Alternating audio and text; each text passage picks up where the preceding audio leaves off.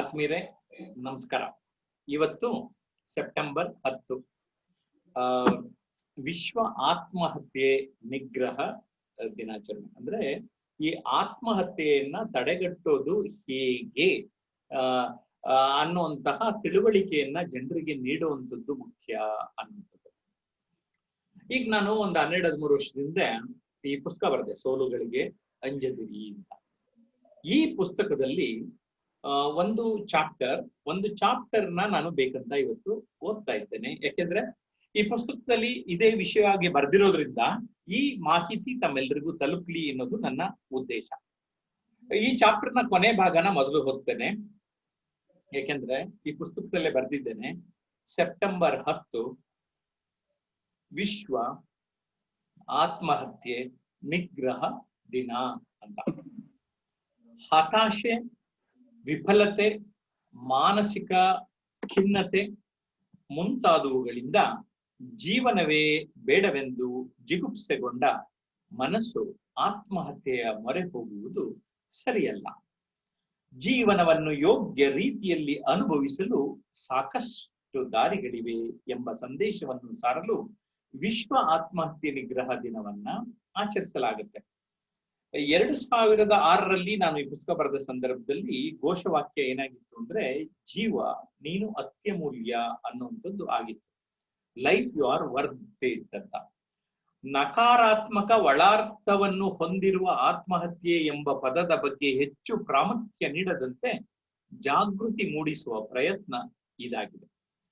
ಮಕ್ಕಳ ಮೇಲಿನ ಅಧಿಕ ಒತ್ತಡ ಸಲ್ಲದು.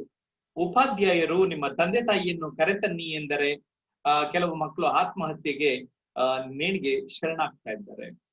ಒಂದೇ ಮಗು ಇದ್ದರಂತೂ ಆ ಮಗುವಿನ ರಕ್ಷಣೆಯ ಬಗ್ಗೆ ತಂದೆ ತಾಯಿಗಳು ಕೂಡ ಆತಂಕಕ್ಕೆ ಒಳಗಾಗುತ್ತಾರೆ.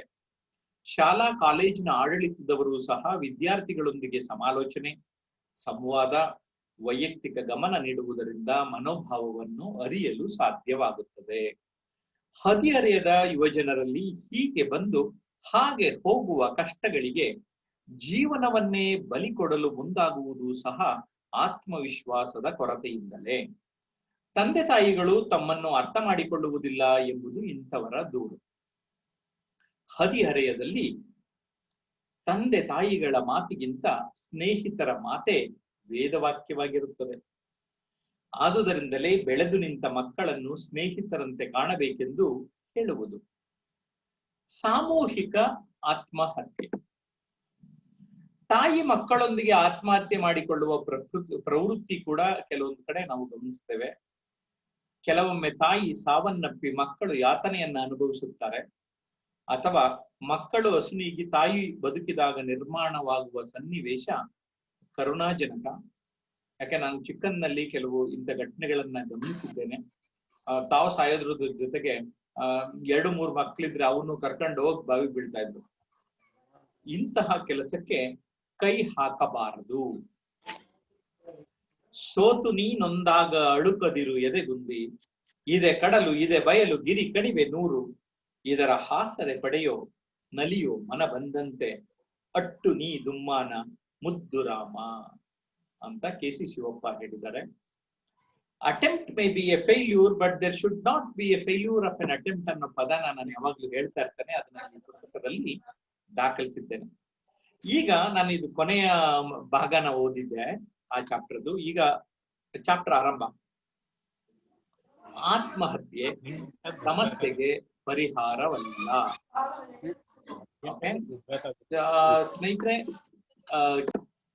ಸ್ನೇಹಿತರೆ, ಆತ್ಮಹತ್ಯೆ ಸಮಸ್ಯೆಗೆ ಪರಿಹಾರವಲ್ಲ. ಇಲ್ಲಿ ನಾನು ಒಂದು ಆತ್ಮಹತ್ಯೆಗೆ ಶರಣಾಗಿರುವಂತಹ ಒಬ್ಬ ವ್ಯಕ್ತಿಯ ಒಂದು ಕಾರ್ಟೂನ್ ಇಮೇಜ್ ನ ಹಾಕಿದ್ದೇನೆ. ಆ ಇಮೇಜ್ ನ ಕೆಳಗಡೆ ಏನ್ ಬರ್ದಿದ್ದೇನೆ ನೋಡ್ತೇನೆ. ನೀರಿಗೆ ಬಿದ್ದವರನ್ನು ಗಂಗೆ ಒಮ್ಮೆಲೇ ಮುಳುಗಿಸುವುದಿಲ್ಲ, 3 ಬಾರಿ ಮೇಲೆತ್ತಿ ನಂತರವಷ್ಟೇ ಮುಳುಗಿಸುತ್ತಾಳೆ ಅನ್ನೋ ಪದ ಬರ್ದಿದ್ದೇನೆ. ಅಂದ್ರೆ ಗಂಗೆ ಕೂಡ ಒಂದೇ ಸರಿ ತಗೊಳ್ಳಲ್ಲ, ಒಂದು ಅಕ್ಸೆಪ್ಟ್ ಮಾಡಾಗುತ್ತೆ. ಒಂದು 3 ಸರಿ ಬಂದು ಹೋಗಿ ಅಂದ್ರೆ ಅಷ್ಟೊಳಗೆ ಡಿಸಿಷನ್ ಚೇಂಜ್ ಮಾಡಿದ್ರೆ ವಾಪಸ್ ಬರ್ಲಿ ಅಂತ ಇರ್ಬೇಕು. ಓಕೆ, ಬದುಕಿರುವವರೆಲ್ಲರಿಗೂ ಆತ್ಮವಿಶ್ವಾಸ ಇದ್ದೇ ಇರುತ್ತದೆ. ಬದುಕಿನಲ್ಲಿ ಸ್ವಲ್ಪ ಮಟ್ಟಿಗಾದರೂ ವಿಶ್ವಾಸವಿರುವುದರಿಂದಲೇ ಅವರು ಬದುಕಿದ್ದಾರೆ. ಈಗೇನಂದ್ರೆ ಒಂದ್ ಸ್ವಲ್ಪ ವಿಶ್ವಾಸ ಇಲ್ಲ ಅಂದ್ರೂ ಅವ್ರು ಬದುಕಿರಲ್ಲ. ಓಕೆ, ಅಷ್ಟು ಧೈರ್ಯವಾಗಿ ಏಕೆ ನಾನು ಹೇಳ್ತಾ ಇದ್ದೀನಿ ಅಂತ ಅಂದರೆ, ಅವರಿನ್ನೂ ಬದುಕಿದ್ದಾರೆ. ಇದನ್ನು ಮತ್ತೊಂದು ರೀತಿ ವಿಶ್ಲೇಷಿಸೋಣ. ಯಾರಿಗೆ ಆತ್ಮವಿಶ್ವಾಸ ಸಂಪೂರ್ಣವಾಗಿ ಕುಗ್ಗುತ್ತದೋ ಅಂತವರು ಮಾತ್ರ ಆತ್ಮಹತ್ಯೆಗೆ ಶರಣಾಗುತ್ತಾರೆ. ಹೀಗಾಗಿ ಆತ್ಮವಿಶ್ವಾಸಕ್ಕೂ ಆತ್ಮಹತ್ಯೆಗೂ ನಿಕಟ ಸಂಬಂಧ ಇದೆ. ಯಾರಲ್ಲಿ ಆತ್ಮವಿಶ್ವಾಸ ಇರ್ತದೋ ಅವರು ಆತ್ಮಹತ್ಯೆಗೆ ಶರಣಾಗೋದೇ ಇಲ್ಲ ಅನ್ನುವ ಮಾತನ್ನ ನಾವು ಅರ್ಥ ಮಾಡ್ಕೋಬೇಕಾಗ್ತದೆ. ಸಮಸ್ಯೆ ಸಣ್ಣದಿರಲಿ ಅಥವಾ ದೊಡ್ಡದಿರಲಿ, ಅದಕ್ಕೊಂದು ಉತ್ತರವಿದ್ದೇ ಇರುತ್ತದೆ. ಈಗ ಲಾಕ್ ರೆಡಿ ಮಾಡಿದ್ಮೇಲೆ ಕೀ ಇದ್ದೇ ಇರುತ್ತದೆ, ಹಂಗೆ ಪ್ರಾಬ್ಲಮ್ ಇದ್ಮೇಲೆ ಆ ಪ್ರಾಬ್ಲಮ್ ಒಂದು ಸೊಲ್ಯೂಷನ್ ಇರ್ತದೆ. ಆ ಸೊಲ್ಯೂಷನ್ ಅನ್ನು ಹುಡುಕ್ಬೇಕು ಅನ್ನೋದು ಇದರ ಸಾರಾಂಶ. ಆದ್ದರಿಂದ ಕೊನೆಯ ಅಸ್ತ್ರವನ್ನಾಗಿಯೂ ಈ ಆತ್ಮಹತ್ಯೆಯ ಕಡೆ ಮಾತ್ರ ಮನಸ್ಸನ್ನ ಹರಿಯಲು ಬಿಡಬಾರದು. ಎಷ್ಟೋ ಬಾರಿ ಪ್ರತಿಯೊಬ್ಬರಿಗೂ ನಾನು ಬದುಕಿ ಏನು ಪ್ರಯೋಜನ ಅಂತ ಅನ್ನಿಸಿರಬಹುದು. ಆದರೆ ಅದನ್ನೇ ಸಕಾರಾತ್ಮಕವಾಗಿಸಿಕೊಂಡು ಬಾಳನ್ನು ಅರ್ಥಪೂರ್ಣವಾಗಿಸಿಕೊಳ್ಳುತ್ತಾ ಸಾಗಬೇಕು. ಆಧುನಿಕ ಜೀವನ ಸವಲತ್ತುಗಳನ್ನಷ್ಟೇ ತಂದಿಲ್ಲ, ಜೊತೆಗೆ ಸಮಸ್ಯೆಗಳನ್ನು ತಂದೊಡ್ಡಿದೆ. ಅನೇಕರು ವರ್ಷಕ್ಕೆ ದುಡಿಯುವ ಸಂಬಳವನ್ನು ಕೆಲವರು ತಿಂಗಳಲ್ಲೇ ದುಡಿಯಲು ಆರಂಭಿಸಿದ್ದಾರೆ. ಆದರವರಿಗೆ ಅನುಭವಿಸಲಾಗುತ್ತಿಲ್ಲ, ಇಲ್ಲವೇ ಹೇಗೆ ಅನುಭವಿಸುವುದೆಂದೇ ತಿಳಿಯುತ್ತಿಲ್ಲ. ಇಂಥವರೂ ನೇಣಿಗೆ ಮೊರೆ ಹೋಗುತ್ತಾರೆಂದರೆ, ಅಂದ್ರೆ ಕೆಲವರು ತುಂಬಾ ದುಡ್ಡು ಜಾಸ್ತಿಯಾಗಿ, ಕೆಲವ್ರಿಗೆ ಸಂತೋಷ ಜಾಸ್ತಿಯಾಗಿ ಏನ್ ಮಾಡ್ಬೇಕು ಗೊತ್ತಾಗೋದಿಲ್ಲ. ಲಾಟ್ರಿ ಹೊಡೆದ್ಬಿಟ್ರೆ ಆ ದುಡ್ಡೇ ಖರ್ಚು ಮಾಡ್ಬೇಕು ಅಂತ ಗೊತ್ತಾಗೋದಿಲ್ಲ, ಒದಾಡ್ತಾರಲ್ಲ, ಹಂಗೆ ಅಂತವ್ರು ನೇಣಾಕ್ಬಿಡೋರಂತೆ. ಆದ್ರೆ ಒಂದು ಗಮನಿಸ್ಬೇಕಂತೆ, ಇದುವರೆಗೆ ಯಾವ ಪ್ರಾಣಿಯು ಆತ್ಮಹತ್ಯೆಗೆ ಶರಣಾಗಿಲ್ವಂತೆ. ಈ ಮನುಷ್ಯ ಪ್ರಾಣಿ ಒಬ್ಬನೇ ಈ ತರ ಆಗ್ತಾ ಇರುವಂತದ್ದು. ಹಾಗಾದ್ರೆ ಆತ್ಮಹತ್ಯೆಗೆ ಕಾರಣಗಳೇನೇನು ಅಂತ ಇಲ್ಲೇ ಪಟ್ಟಿ ಮಾಡಿದ್ದೇನೆ. ಪರೀಕ್ಷೆಯಲ್ಲಿ ತೇರ್ಗಡೆ ಆಗದಿರುವುದು, ಅಂದ್ರೆ ಸರಿಯಾದ ಸಿದ್ಧತೆ ಇಲ್ಲದಿರುವುದು, ಪ್ರೀತಿ, ಪ್ರೇಮ, ಪ್ರಣಯ, ಮದುವೆ ಮುರಿದು ಬಿದ್ದ ಸಲುವಾಗಿ, ವೈವಾಹಿಕ ಸಮಸ್ಯೆಗಳು, ಅನೈತಿಕ ಸಂಬಂಧಗಳಿಂದುಂಟಾದ ಸಮಸ್ಯೆಗಳು, ಸಾಲ. ಈಗ ಕೋವಿಡ್ ಟೈಮಲ್ಲಿ ಹೆಚ್ಚಿನ ಜನಕ್ಕೆ ಹಣಕಾಸಿನ ಸಮಸ್ಯೆ ಇದೆ.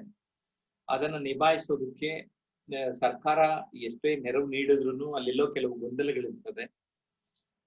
ಈ ಟೈಮ್ನಲ್ಲಿ ಯಾರೋ ಸಾಲ ಕೊಡದೇ ಇರ್ಬೋದು. ಈ ತರದೆಲ್ಲ ಸಮಸ್ಯೆಗಳು ಬರ್ತದೆ. ಪ್ರಕೃತಿಯ ಮುನಿಸು, ರೈತರ ಆತ್ಮಹತ್ಯೆಗಳು. ಮಳೆ ಬರ್ಲಿಲ್ಲ ಅಂತ ಎಷ್ಟೊಂದು ಜನ ರೈತರು ಆತ್ಮಹತ್ಯೆ ಮಾಡ್ಕೊಂಡಿದ್ದನ್ನ ನಾವು ಗಮನಿಸ್ತೇವೆ. ಸೊ ಈ ವಿಡಿಯೋನ ನೋಡ್ತಾ ಇರುವಂತಹ ರೈತರಿಗೂ ಕೂಡ ನಾನು ಧೈರ್ಯ ತುಂಬೋದಕ್ಕೆ ಪ್ರಯತ್ನ ಪಡ್ತಾ ಇದ್ದೇನೆ. ಎಲ್ಲೋ ಒಂದು ಗಾದೆ ಇದೆಯಲ್ಲ, ಹುಟ್ಸ್ದವನ್ ಉಲ್ಮೇಯಿಸ್ತಾನ ದೇವ್ರು ಅಂತ ಅಂತಾರಲ್ಲ, ಹಂಗ ಅನ್ಕೊಂಡ್ ಧೈರ್ಯ ಇರ್ಬೇಕು. ಓಕೆ, ಲಿಸ್ಟ್ ಇನ್ನೊಂಚೂರು ಓದ್ತೀನಿ. ಏಕಾಂಗಿ ಎಂಬ ಭಾವನೆ. ಎಲ್ಲ ಸುತ್ತಮುತ್ತ ಜನ ಇರ್ತಾರೆ, ಆದ್ರೂ ನಾನು ಏಕಾಂಗಿ ಅಂತ ನಾವು ಫೀಲ್ ಮಾಡ್ಕೊಳ್ಳುವಂಥದ್ದು. ಮಾನಸಿಕ ಅಸಮತೋಲನ. ನಾನು ಈ ಪಾಯಿಂಟ್ ಯಾಕೆ ಇನ್ನೊಂದು ಸ್ವಲ್ಪ 2 ಮಾತು ಎಕ್ಸ್ಟ್ರಾ ಆಡ್ತೀನಿ. ನಾವು ಎಷ್ಟೊಂದ್ ಸರಿ ಸಮಯ ಸಂದರ್ಭಗಳನ್ನ ಬ್ಯಾಲೆನ್ಸ್ ಮಾಡ್ಕೊಳಕ್ ಆಗದಲ್ಲದೆ ಇರೋದೇ ದೊಡ್ಡ ಸಮಸ್ಯೆ ಅಂತ. ಅದಕ್ಕೆ ನಾನು ಹೇಳ್ತಾ ಇರ್ತೇನೆ, ಈಗ ಒಂಥರ ವೀಲ್ ಬ್ಯಾಲೆನ್ಸಿಂಗ್, ಕಾರ್ 4 ಚಕ್ರ ಇರುತ್ತೆ, ವೀಲ್ ಬ್ಯಾಲೆನ್ಸಿಂಗ್ ಅವಾಗ ಮಾಡ್ದಂಗೆ ನಾವು ಅವಾಗ ನಮ್ಮ ಸಂಬಂಧಗಳನ್ನ ದೈಹಿಕವಾಗಿ, ಮಾನಸಿಕವಾಗಿ, ಭಾವನಾತ್ಮಕವಾಗಿ, ಆಧ್ಯಾತ್ಮಿಕವಾಗಿ, ಆರ್ಥಿಕವಾಗಿ ಅವಾಗ ನಾವು ರಿನ್ಯೂ ಮಾಡ್ಕೊತಾ ಇರ್ಬೇಕು. ಅದು ಸ್ವಲ್ಪ ಹೆಲ್ಪ್ ಮಾಡ್ತದೆ ನಮ್ಗೆ. ಮದ್ಯಪಾನ ಚಟ, ಅದ್ರ ಜೊತೆಗೆ ನಾನು ಬಿಟ್ಬಿಟ್ಟಿದೀನಿ. ಈಗ ಈ 1 ವಾರದಿಂದ ಪೇಪರ್ನವರು ಡಬ್ಬುರ ಸಾರ್ತಾ ಇದಾರಲ್ಲ, ಅದನ್ನು ಸೇರಿಸ್ಕೊಂಬಿಡಿ. ಯಾಕಂದ್ರೆ ಈ ಡ್ರಗ್ಸ್ ಹೋದವರು ವಾಪಸ್ ಕರ್ಕೊಂಬರೋದು ತುಂಬಾ ಕಷ್ಟ ಅಂತೆ. ಅದು 5 ಸ್ಟಾರ್ ಲೆವೆಲ್ ಗೊತ್ತಾಗ್ಬಿಡುತ್ತೆ. ಅಪ್ಪ ಅಮ್ಮನದ್ರ ಹತ್ರ ಜಾಸ್ತಿ ದುಡ್ಡಿಲ್ಲ ಅಂದ್ರೆ ಕೈ ಬಿಟ್ಬಿಡ್ತಾರ ಅಷ್ಟೇ, ಹೆಂಗ್ ಆಳ್ ಬಿದ್ದೊಟ್ಟಾಗ್ಲಿ ಅಂತ. ಡ್ರಗ್ಸ್ನು ಮನ್ಸಲ್ಲಿ ಇಟ್ಕೊಳ್ಳಿ. ಯಾಕಂದ್ರೆ ಎಷ್ಟೋ ಸರಿ ಅವ್ರಿಗೆ ಏನ್ ಮಾಡ್ತಾ ಇರ್ತಾರೆ ಅಂತಾನೆ ಗೊತ್ತಾಗಿರಲ್ಲ, ಇಲ್ಲ ಇನ್ನೊಬ್ರನ್ನ ಕೊಲೆ ಮಾಡ್ಬಿಡ್ಬೋದು ಅಥವಾ ಅವ್ರನ್ನ ಅವರೇ ಮಾಡ್ಕೊಳ್ಬೋದು. ಬಂಜೆತನ. ಓಕೆ, ಕೆಲವ್ರಿಗೆ ಮಕ್ಕಳಾಗ್ಲಿಲ್ಲ ಅಂತ ಒಂದ್ ಯಾವ್ದೋ ಕನ್ನಡದ ಫಿಲಂ ಹಾಡು ರೇಡಿಯೋಲ್ ಬರ್ತಾ ಇತ್ತು. ಮಕ್ಕಳಾದವ್ರಿಗೆ ಒಂಥರ ಸಮಸ್ಯೆ ಅಂತೆ, ಮಕ್ಕಳಾಗದಿದ್ದವ್ರಿಗೆ ಇನ್ನೊಂಥರ ಸಮಸ್ಯೆ ಅಂತ. ಅಂದ್ರೆ ಎರಡು ಸಮಸ್ಯೆನೇ ಜನಕ್ಕೆ. HIV ಸೋಂಕು ಮುಂತಾದ ಕಾಯಿಲೆಗಳಿಂದ ನೆರಳುವಿಕೆ. ಹೇಗಿದ್ರ ಜೊತೆಗೆ ನಮ್ ಕರೋನಾ ಬೇರೆ ಆವರಿಸ್ಕೊಂಡಿದೆ. ಅವಮಾನಕ್ಕೊಳಗಾಗುವುದು ಇತ್ಯಾದಿ. ಅವಮಾನಕ್ಕೊಳಗಾಗುವುದು ಕೇವಲ 2-3 ತಿಂಗಳಿಂದ ಒಬ್ಬ ಹಿರಿಯ IAS ಅಧಿಕಾರಿ ನೇಣಾಕೋತಾರೆ. ಇನ್ನೊಂದು ಯಾವ್ದೋ ಕೋಆಪರೇಟಿವ್ ಬ್ಯಾಂಕ್ ಮುಖ್ಯಸ್ಥ, ಅಲ್ಲೇನೋ ವ್ಯವಹಾರ ಆಗಿದೆ. ಹೇಗೆ ಜನರ ಮುಂದೆ ಅದನ್ನ ಎದುರಿಸೋದು ಅನ್ನೋ ಧೈರ್ಯ ಇಲ್ಲದಲ್ಲೇನೂ ಕೂಡ ಮಾಡ್ಕೊಂಡಿದ್ದನ್ನ ನಾವು ಗಮನಿಸ್ತಾ ಇದ್ದೇವೆ. ತನ್ನ ಸಾವು ಕುಟುಂಬಕ್ಕೆ ಆರ್ಥಿಕ ಸಹಾಯ ಒದಗಿಸುತ್ತದೆ ಎಂದು ಯೋಚಿಸಿ ಸಹ ಇಂತಹ ಪ್ರಯತ್ನಕ್ಕೆ ಮುಂದಾಗುತ್ತಾನೆ. ಇದನ್ನ ನಾನು ಬರ್ದಿರೋದು ಯಾವಾಗ? ಇದು ಮೊದಲನೇ ಎಡಿಷನ್ ಆಗಸ್ಟ್ 2007 ಅವಾಗ ಬರ್ದಿರೋದು. ಈಗ ನಮ್ ಕಾಫಿ ಡೇ ಎಕ್ಸಾಂಪಲ್ ತಗೊಳ್ಳಿ. ನಾನೀಗ ಬರ್ದಿರೋ ಸಾಲು ಅದಕ್ಕೆ ಮ್ಯಾಚ್ ಆಗ್ತಾ ಇದೆ. ಬದುಕೆಂಬುದು ಹೊಂದಾಣಿಕೆಯ ಸಂಗಮವೂ ಹೌದು. ಹುಟ್ಟಿದಾಗಿನಿಂದ ಸಾಯುವವರೆಗೆ, ಬೆಳಗ್ಗೆ ಎದ್ದಾಗಿನಿಂದ ಮಲಗುವವರೆಗೆ ನಾವು ಎಷ್ಟು ರೀತಿಗಳಲ್ಲಿ ಹೊಂದಾಣಿಕೆಗಳನ್ನು ಮಾಡಿಕೊಳ್ಳುತ್ತಿದ್ದೇವೆ ಎಂಬುದನ್ನು ಅರಿಯಲು ಪ್ರಯತ್ನಿಸಿ. ನೈಜ ಕಾರಣಗಳಿಲ್ಲದೆ ಕ್ಷುಲ್ಲಕ ಕಾರಣಗಳಿಗೂ ಪೊಲೀಸ್ ಠಾಣೆ ಅಥವಾ ಕೋರ್ಟಿನ ಕಟಕಟೆ ಹತ್ತಿದರೆ ಅಗತ್ಯವೇ ಮತ್ತೆ ಮತ್ತೆ ಯೋಚಿಸಬೇಕಾಗುತ್ತೆ. ಕೆಲವು ಸರಿ ಉಗ್ರಲ್ಲಿ ಹೋಗೋ ವಿಚಾರಕ್ಕೆ ಕೊಡ್ಲಿ ತಗತಾನೆ. ಯೋಚನೆ ಮಾಡೋಣ, ಉಗ್ರಲ್ಲೇ ಹೋಗೋದಾದ್ರೆ ಅಲ್ಲೇ ಮುಗಿಸ್ಬಿಡೋಣ. ತುಂಬಾ ಮುಖ್ಯವಾದ ವಿಚಾರ. ಸ್ಪರ್ಧಾ ಯುಗವೆಂದು ಗುರುತಿಸಲ್ಪಡುತ್ತಿರುವ ಇಂದಿನ ಆಧುನಿಕ ಯುಗದಲ್ಲಿ ಎಲ್ಲದಕ್ಕೂ ಪೈಪೋಟಿ. ಒಬ್ಬರನ್ನು ಮತ್ತೊಬ್ಬರು ಹಿಂದಿಕ್ಕಲು ಯತ್ನಿಸುತ್ತಿರುವ ಶರವೇಗದ ಸರದಾರರು ಇಂದಿನ ಯುವಜನತೆ. ಬರೀ ಸ್ಪರ್ಧೆ, ಬರೀ ಅಂಕಗಳು, ಬರೀ ರ್ಯಾಂಕ್ ಗಳಿಸುವ ಕಡೆ ಮನವನ್ನೆಲ್ಲ ಕೊಟ್ಟು ಮಾನವೀಯ ಸಂಬಂಧಗಳು ಹಳತಾಗುತ್ತಿವೆ. ಸೊ ಇದು ತುಂಬಾ ಸ್ಪಷ್ಟವಾಗಿದೆ ನನ್ನ ಮಾತುಗಳು. ಅದರ ಕಡೆ ಯಾರೂ ಗಮನ ಕೊಡುತ್ತಿಲ್ಲ. ಹೀಗಾಗಿಯೇ ವೃದ್ಧಾಶ್ರಮಗಳು ಹೆಚ್ಚುತ್ತಿವೆ. ಬೆಂಗಳೂರಿನ ಫೊರೆನ್ಸಿಕ್ ತಜ್ಞರೊಬ್ಬರನ್ನು ಭೇಟಿಯಾದಾಗ ಒಂದು ಮಾಹಿತಿಯ ಬಗ್ಗೆ ನನ್ನ ಗಮನ ಸೆಳೆದರು. ನೋಡಿ, ಹಿಂದೆ ಪರೀಕ್ಷೆಯಲ್ಲಿ ಫೇಲ್ ಆಗಿ ಆತ್ಮಹತ್ಯೆ ಮಾಡಿಕೊಳ್ಳುತ್ತಿದ್ದರು. ಈಗ ಮುಂದಿನ ತಿಂಗಳು ಪರೀಕ್ಷೆ ಎದುರಿಸುವುದು ಹೇಗೆಂದು 1 ತಿಂಗಳ ಮುಂಚೆಯೇ 15ಕ್ಕಿಂತ ಹೆಚ್ಚು ಮಂದಿ ಆತ್ಮಹತ್ಯೆ ಮಾಡಿಕೊಂಡಿದ್ದಾರೆ ಎಂದು ಅವರ ಹೆಸರು ಮತ್ತು ವಯಸ್ಸಿರುವ ಪಟ್ಟಿಯನ್ನು ತೋರಿಸಿದರು. ಈಗ ಯೋಚಿಸಿ, ನಾವೆತ್ತ ಸಾಗುತ್ತಿದ್ದೇವೆ, ನಮ್ಮ ಮಕ್ಕಳನ್ನು ಎತ್ತ ಕೊಂಡೊಯ್ಯುತ್ತಿದ್ದೇವೆ. ಪುಸ್ತಕದಲ್ಲಿ ಅವರ ಹೆಸರನ್ನು ದಾಖಲಿಸಿಲ್ಲ, ಆದ್ರೆ ನಿಮ್ಮ ಹತ್ರ ಶೇರ್ ಮಾಡ್ಕೊಳ್ತಾನೆ. ಈ ಮಾತನ್ನು ಹೇಳಿದವರು ಡಾಕ್ಟರ್ ದೇವದಾಸ್ ಅಂತ, ವಿಕ್ಟೋರಿಯಾ ಹಾಸ್ಪಿಟಲ್ ನಲ್ಲಿ ಈ ಶವಾಗಾರದ ಮುಖ್ಯಸ್ಥರು. ಅವ್ರ ಟೇಬಲ್ ಕೆಳಗಡೆ ಅಟ್ರಾಕ್ಟಿವ್ ನೇಮ್ಸ್ ಇತ್ತು. ಏನ್ ಸರ್ ಅಂತ ಕೇಳಿದಾಗ ಅವರು ಅದನ್ನ ಹೇಳಿದ್ರು. ಸೊ ಆ ಒಂದು ಮಹತ್ವ ಅವರು ಅವತ್ತು ಹೇಳಿ ನನಗೆ, ಜಯಪ್ರಕಾಶ್ ನೀವು ಒಬ್ಬ ಟ್ರೈನರ್ ಏನಾದ್ರು ಮಾಡ್ಬೇಕು ಅಂತ ಅಂದಾಗ ನಾನು ಈ ಸೋಲುಗಳಿಗೆ ಅಂಜಿದಿರಿ ಅಂತ ಒಂದು ಟಿವಿ ಶೋನ ಪ್ರೆಸೆಂಟ್ ಮಾಡಿದೆ. ಆ ಟಿವಿ ಶೋ ಪ್ರೆಸೆಂಟ್ ಮಾಡಿ ಅದು ಟೆಲಿಕಾಸ್ಟ್ ಆದ ತಕ್ಷಣನೇ ಒಂದು ಫೋನ್ ಕಾಲ್ ಬಂತು. ಸರ್ ಬದುಕ್ಸ್ಬಿಟ್ರಿ, ಸರ್ ಬದುಕ್ಸ್ಬಿಟ್ರಿ ಅಂತ ನನ್ಗೆ ಹೇಳಿದ್ರು. ಏನಪ್ಪಾ ಅಂತಂದ್ರೆ, ಸರ್ ನಾನು ನೇಣಾಕಳಕ್ಕೆಲ್ಲ ರೆಡಿ ಆಗ್ಬಿಟ್ಟಿದ್ದೆ ಸರ್, ಫ್ಯಾನ್ಗೆ ಹಗ್ಗ ಕಟ್ಕೊಂಡ್ಬಿಟ್ಟಿದ್ದೆ ಸರ್, ಟಿವಿ ಆನ್ ಆಗಿತ್ತು ಸರ್, ನಿಮ್ ಮಾತು ಕೇಳ್ತಾ ಕೇಳ್ತಾ ಕೇಳ್ತಾ ಸೂಸೈಡ್ ಮಾಡ್ಕೋಬಾರ್ದು ಅಂತ ಡಿಸೈಡ್ ಮಾಡ್ಬಿಟ್ಟೆ ಸರ್. ಆವಾಗ ನನಗೆ ನಿಜವಾಗಿ ಈ ಜೀವನದಲ್ಲಿ ಬದುಕಿದ್ದಕ್ಕೆ ಸಾರ್ಥಕ ಅಂತ ಆ ಒಂದು ಫೀಲಿಂಗ್ ಬಂತು. ಅದನ್ನ ಆ ಒಂದು ಟಿವಿ ಶೋ ನೋಡಿ 1,000 ಕಾಲ್ಸ್ ಬಂತು ನನಗೆ. ಅದಾದ್ಮೇಲೆ ಜನಕ್ಕೆ ಈ ವಿಷಯ ಬೇಕಾಗಿದೆ ಅಂತ ನಾನು ಈ ಪುಸ್ತಕವನ್ನ ನಿಮ್ಮ ಮಡಿಲಿಗೆ ಇಟ್ಟೆ ಸ್ನೇಹಿತರೆ. ಈ ಪುಸ್ತಕ ಈಗಾಗಲೇ 11 ಎಡಿಷನ್ ಮುಗಿದು 12ನೇ ಎಡಿಷನ್ ಹೋಗ್ತಾ ಇದೆ. ಇಂಗ್ಲಿಷ್ಗೆ ಫಿಯರ್ ನಾಟ್ ಫೇಲ್ಯೂರ್ಸ್ ಅಂತ ಟ್ರಾನ್ಸ್ಲೇಟ್ ಆಗಿದೆ. ಪ್ರೊಫೆಸರ್ ನಂಜುಂಡ ಶಾಸ್ತ್ರಿಗಳು ಟ್ರಾನ್ಸ್ಲೇಟ್ ಮಾಡಿಕೊಟ್ರು. ಒಂದ್ 2-3 ವರ್ಷದ ಹಿಂದೆ ಅವರು ತೀರ್ಕೊಂಡ್ರು. ತುಂಬಾ ಅದ್ಭುತವಾದ ಇಂಗ್ಲಿಷ್ ನ ಬಳಸಿ ಈ ಕೃತಿಯನ್ನ ಅವರು ಟ್ರಾನ್ಸ್ಲೇಟ್ ಮಾಡಿದ್ದಾರೆ.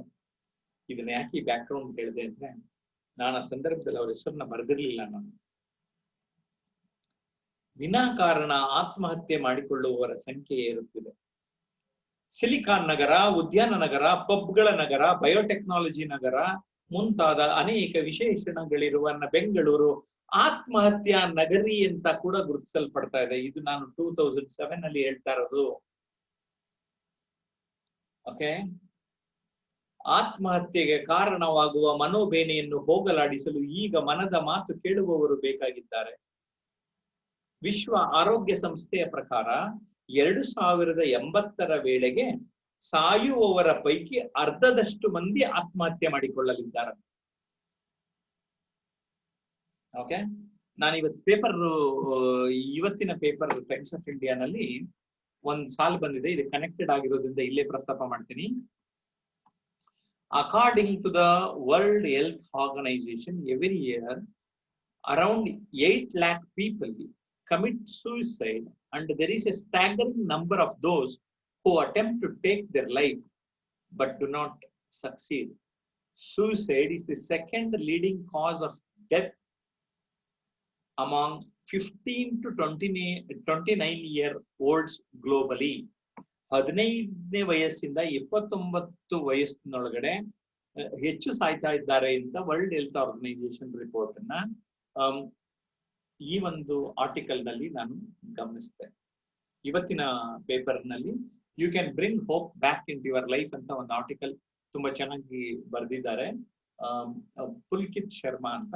ಇದರಲ್ಲಿ ಈ ಮಾಹಿತಿಯನ್ನ ಅವರು ನೀಡಿದ್ದಾರೆ. ಸ್ನೇಹಿತರೆ, ನನ್ನ ಮಾತುಗಳಾದ್ಮೇಲೆ ನಿಮ್ಮೆಲ್ಲರಿಗೂ ಮಾತಾಡೋದಕ್ಕೆ ಅವಕಾಶ ಕೊಡ್ತೇನೆ. ಹಾಗೆ ಫೇಸ್ಬುಕ್ ನಲ್ಲಿ ಇರೋರು ಕೂಡ ನಿಮ್ಮ ಪ್ರಶ್ನೆಗಳನ್ನ ಕೇಳಿದ್ರೆ ಉತ್ತರ ಕೊಡ್ತೇನೆ.